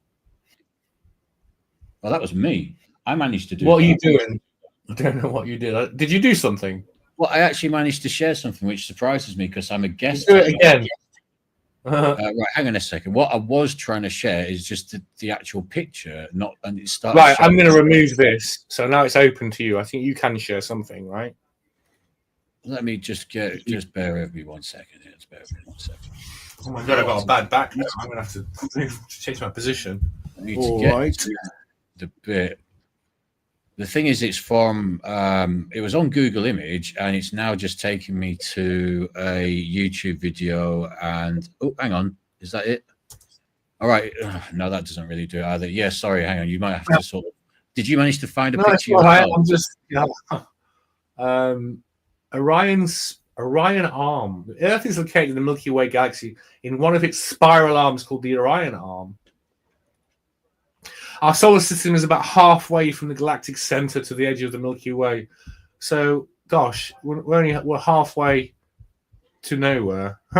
Oh my God, this is a good picture. I wonder if that's accurate. That's pretty cool. If you could share that I want to share this if I could. Yeah. Oh God, it's a video. Oh God. Oh. No, I'll probably get done for copyright. No, that's not going to work. That's strange that I was able to share sound, but not this. If you see, I put in the chat. I put well, not in the chat, but in the kind of like background backstage. I put a little image here that demonstrates. Did you post something backstage? Did you? You can see it. Oh yeah, cool. Okay, got it. There it is. Oh, nice one. That was what I was looking for. Yeah, I was looking for something like that. So it kind of sums up what Adams is meaning. Yeah, because we're not not where the action is, are we? No, not where the action is. No, the disco, the eternal disco light party in the center of the universe. Where everyone's just you can also sort of see to the right of us as well. If you look, we're struggling with duality here, man. We're backwards, man. We ain't got unity yet, you know. Well, we're tumbling into it, so we tumbling into it. It's just going to take us a little bit of time to get there. We're tumbling around. We'll get there in the end. Yeah, I guess so. I guess that's the idea. I mean, in a few billion years, we'll make it to the. It's like a queue. It's like a queue for the nightclub, but it's like a billion-year queue. Then you get there and it says, "Yeah, your name's not down. You're not coming in." Sorry. Yeah, but it's like you're. But it's like, yeah, so but it's that with the tumbling theory, that's kind of what it is, isn't it? That things that are at the center of galaxies are kind of whatever is at the center of a galaxy is acting as a kind of attractor, which is causing everything to tumble towards it. And then obviously the galaxies that are bigger are tumbling towards the attractor, the great attractor at 2 million kilometers a mile, an hour or something, right? Yeah. And then there are just these attractors all over space, i.e., the universe. So Jack Hole. Jack Hole. Yeah. I'm not going to say any more about Jack Hole because I remember a few Irish lads and what they used to say about. Anyway, you know where I'm going with that. But anyway, Jack Hole. Anyway, so yes, I mean, like Jack Hole. Like, if you look up Jack Hole, I don't think I don't know if I don't think you should look up Jack Hole. I don't know what you find, but I don't know if it's a standard scientific term as such, but yeah. There we go. But yeah, Jack Hole. What is Jack Hole? There is a Jack Hole is actually a technical explosive term for blasting. Actually, so Jack Hole is a somewhat obnoxious or contemptible person. But you coined him. You discovered Jack Hole completely accidentally. But what was the thing that we discovered that was even beyond the great attractor? There was something, the supercluster. Beyond the great attractor, there's even something else. I can't remember what it was called now. That's it, the Shapley supercluster. So essentially the great attractor is a massive concentration of galaxies exerting a gravitational pull on the Milky Way and other galaxies. And then there's apparently something beyond the great attractor that's referred to as the Shapley supercluster, which is an apparently even more massive amount of galaxies even further away that are also pulling on everything else. So how Jack got his hole. Sorry, I think there's somewhere in there is Jack Hole being a nuisance. Do you know what I mean? Yeah. Oh, okay, man. Listen, we did 3 hours, bro. We did this nice shift we put in, man. 3 hours is. I think a 3 hour show is a pretty cool one. Do you know what I mean? 3 or 4 is good, man. The numbers have been decent on X as well. Notice as well. Yeah, the numbers are nice now. I like that. I like our numbers now. I like it. It's pretty cool. What we are considering doing. I mean, correct me if I'm wrong, but I think we are considering doing something more in kind of like weeknight on a weeknight evening type time. As evenings are good, I think. But we shall confirm that anyway in future. So yeah. But thanks. So I guess we're kind of going to wrap up in a sec. Then I We're going to suppose. say good night, aren't we? Yeah. But yeah. Cheers for everyone who's been listening. So we've got quite a few listeners on X, especially. So yeah, man, pop over to the YouTube channel. It is True Shock, and give it a like and subscribe and share. And Please. And say something. True. I think you post about our shows that are forthcoming on X, don't you? As True Spoon. So follow True Spoon for information also, about that. truthspoon.com is my website, and there's lots of interesting articles and stuff on that. So truthspoon.com is my website, and obviously Truth Shock. You're here. You know who I am. You know what's going on. Don't really need to tell you, really, but yeah.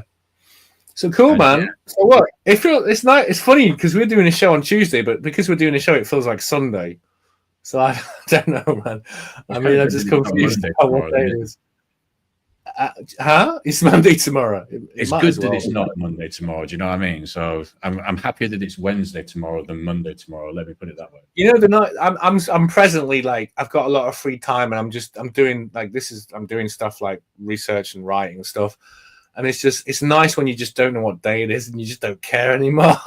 Just don't give a fuck what day it is, But when obviously I work, and it's when you work, you fucking very finely attuned to the day of the week, and it's so kind of tedious. Like fuck, it's Monday. Oh, Tuesday, Wednesday.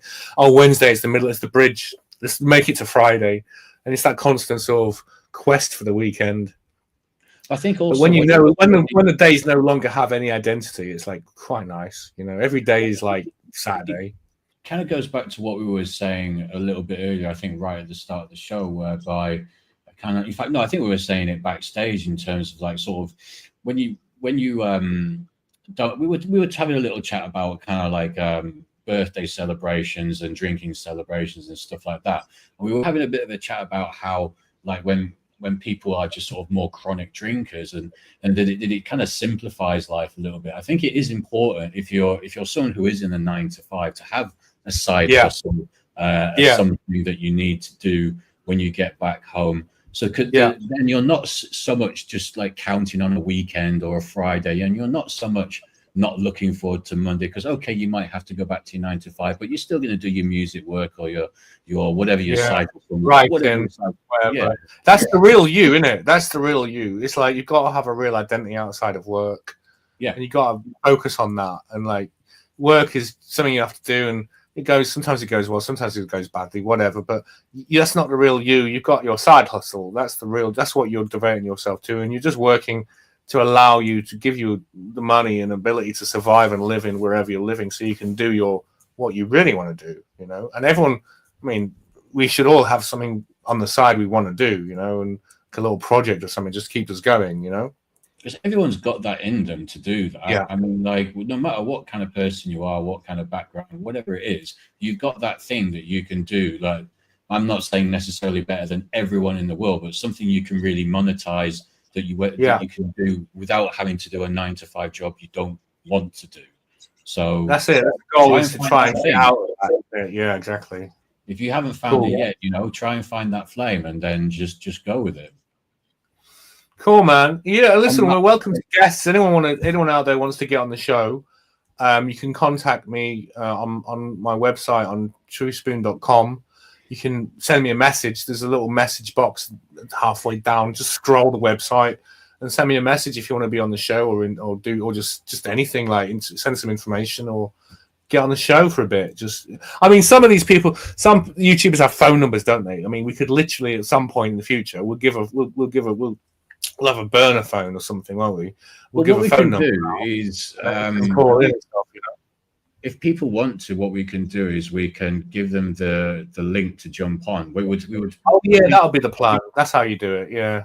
We can have maximum like up to 10 people, so we've got quite a lot of space to play with. Obviously, if people want to jump on and just chat as well about it, if they've got something they want to present, that interested to hear you and me talk about and discuss, then that's ideal. Really, we want it to be a discussion, like of any information you want. Really, completely open forum and.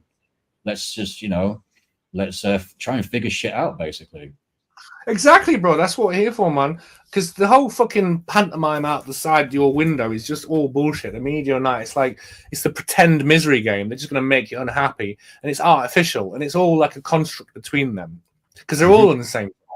Like Putin and the so-called enemies, and even Iran and all this. It's all fake. They're all working for the same force. They're all misery makers. They're all just distracting us and making us miserable, and that's their goal.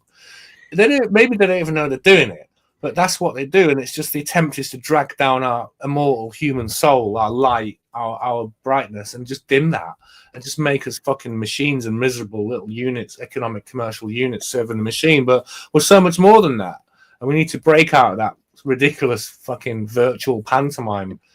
Of people watching TV, EastEnders, guys, just watching BBC News. Fucking hell, man! It's just that horror, man. It's like they are just like polluting our soul and just, I don't know, man. It's like that movie, The Dark Crystal. It's like just sucking the life out of every human being. Do you know what I mean? Do you know what? Before we go, do you know that this is going to sound? This is going to be a very, very sad admission, right? The Dark Crystal is one of the first. Okay, so they showed it when I was at school. God knows how old I was. I must have been about very young, maybe single digit probably, and that used to scare the hell out of me. The weird animation of it. I'm not afraid. Yeah, I would cover my eyes watching that as a little kid. It's so fucking dark. It's really dark. Them, what were they called? The Skeksis, and what were the other ones? The little innocent little fluffy I thing. purposely just forgot everything about them. And they sucked the essence out of them. And that's what's going on in this world. That if you see, if you see what's happening to us as human beings, as like what we can be, and we're just all being like. We're all doing well. We do well as humans because we're resilient. God made us resilient, so we do laugh and we do know what's going on. But so many people are afraid and got the weight of expectations from other people to perform at work and to fulfill their duties and such. But they get sucked into this sort of illusion, this pantomime. But like you say, do a side hustle, just have a project on the side, just write your own thoughts, just do something, and it makes you feel better, man. You know what I mean? It puts the world at something that they like outside of work, even if it's something. I don't know, it could be a design type thing. It doesn't even need to be a creative side thing. You could be proper interested in some sort of finance type thing, but it can be absolutely anything. There's very few people who are literally just so narrow-minded that they're kind of like, they don't have any other interest whatsoever. And you just got to find a way of kind of like shining that light, and people like us and the people locked in listening to us. We're here to keep shining the light, shining the sunshine. We're shining the light, bro. Exact. Yeah, I couldn't put it by myself, man.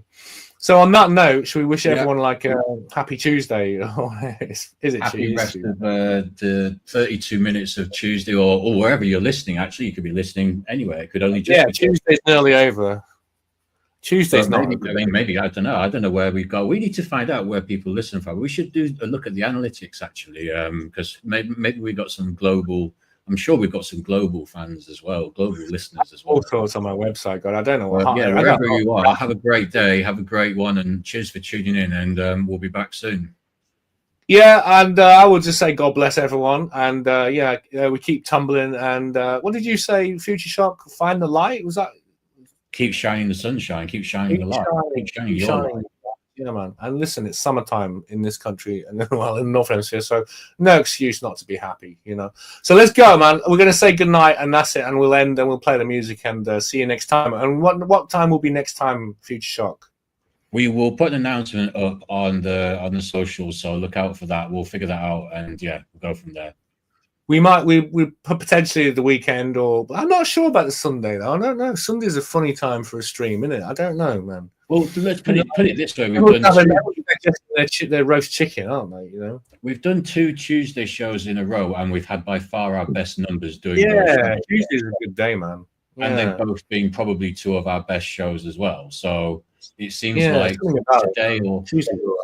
today or Wednesday, we could maybe move it around, see if the numbers change versus a Thursday or something like that. But yeah, I bet Friday would be a cracker though. I bet Friday night would be a good one. Friday would be good, yeah. But we'll figure that out anyway. All right, watch this space. Yeah. Awesome. All right. Cheers. Hey, we've got the highest ever views, live viewers. That's pretty cool. You've seen the numbers. We've got the highest ever now. All right. On that note, with that score, we'll say good night. Okay. So, ciao. Good night, everyone. God bless you all, and keep shining. See you later.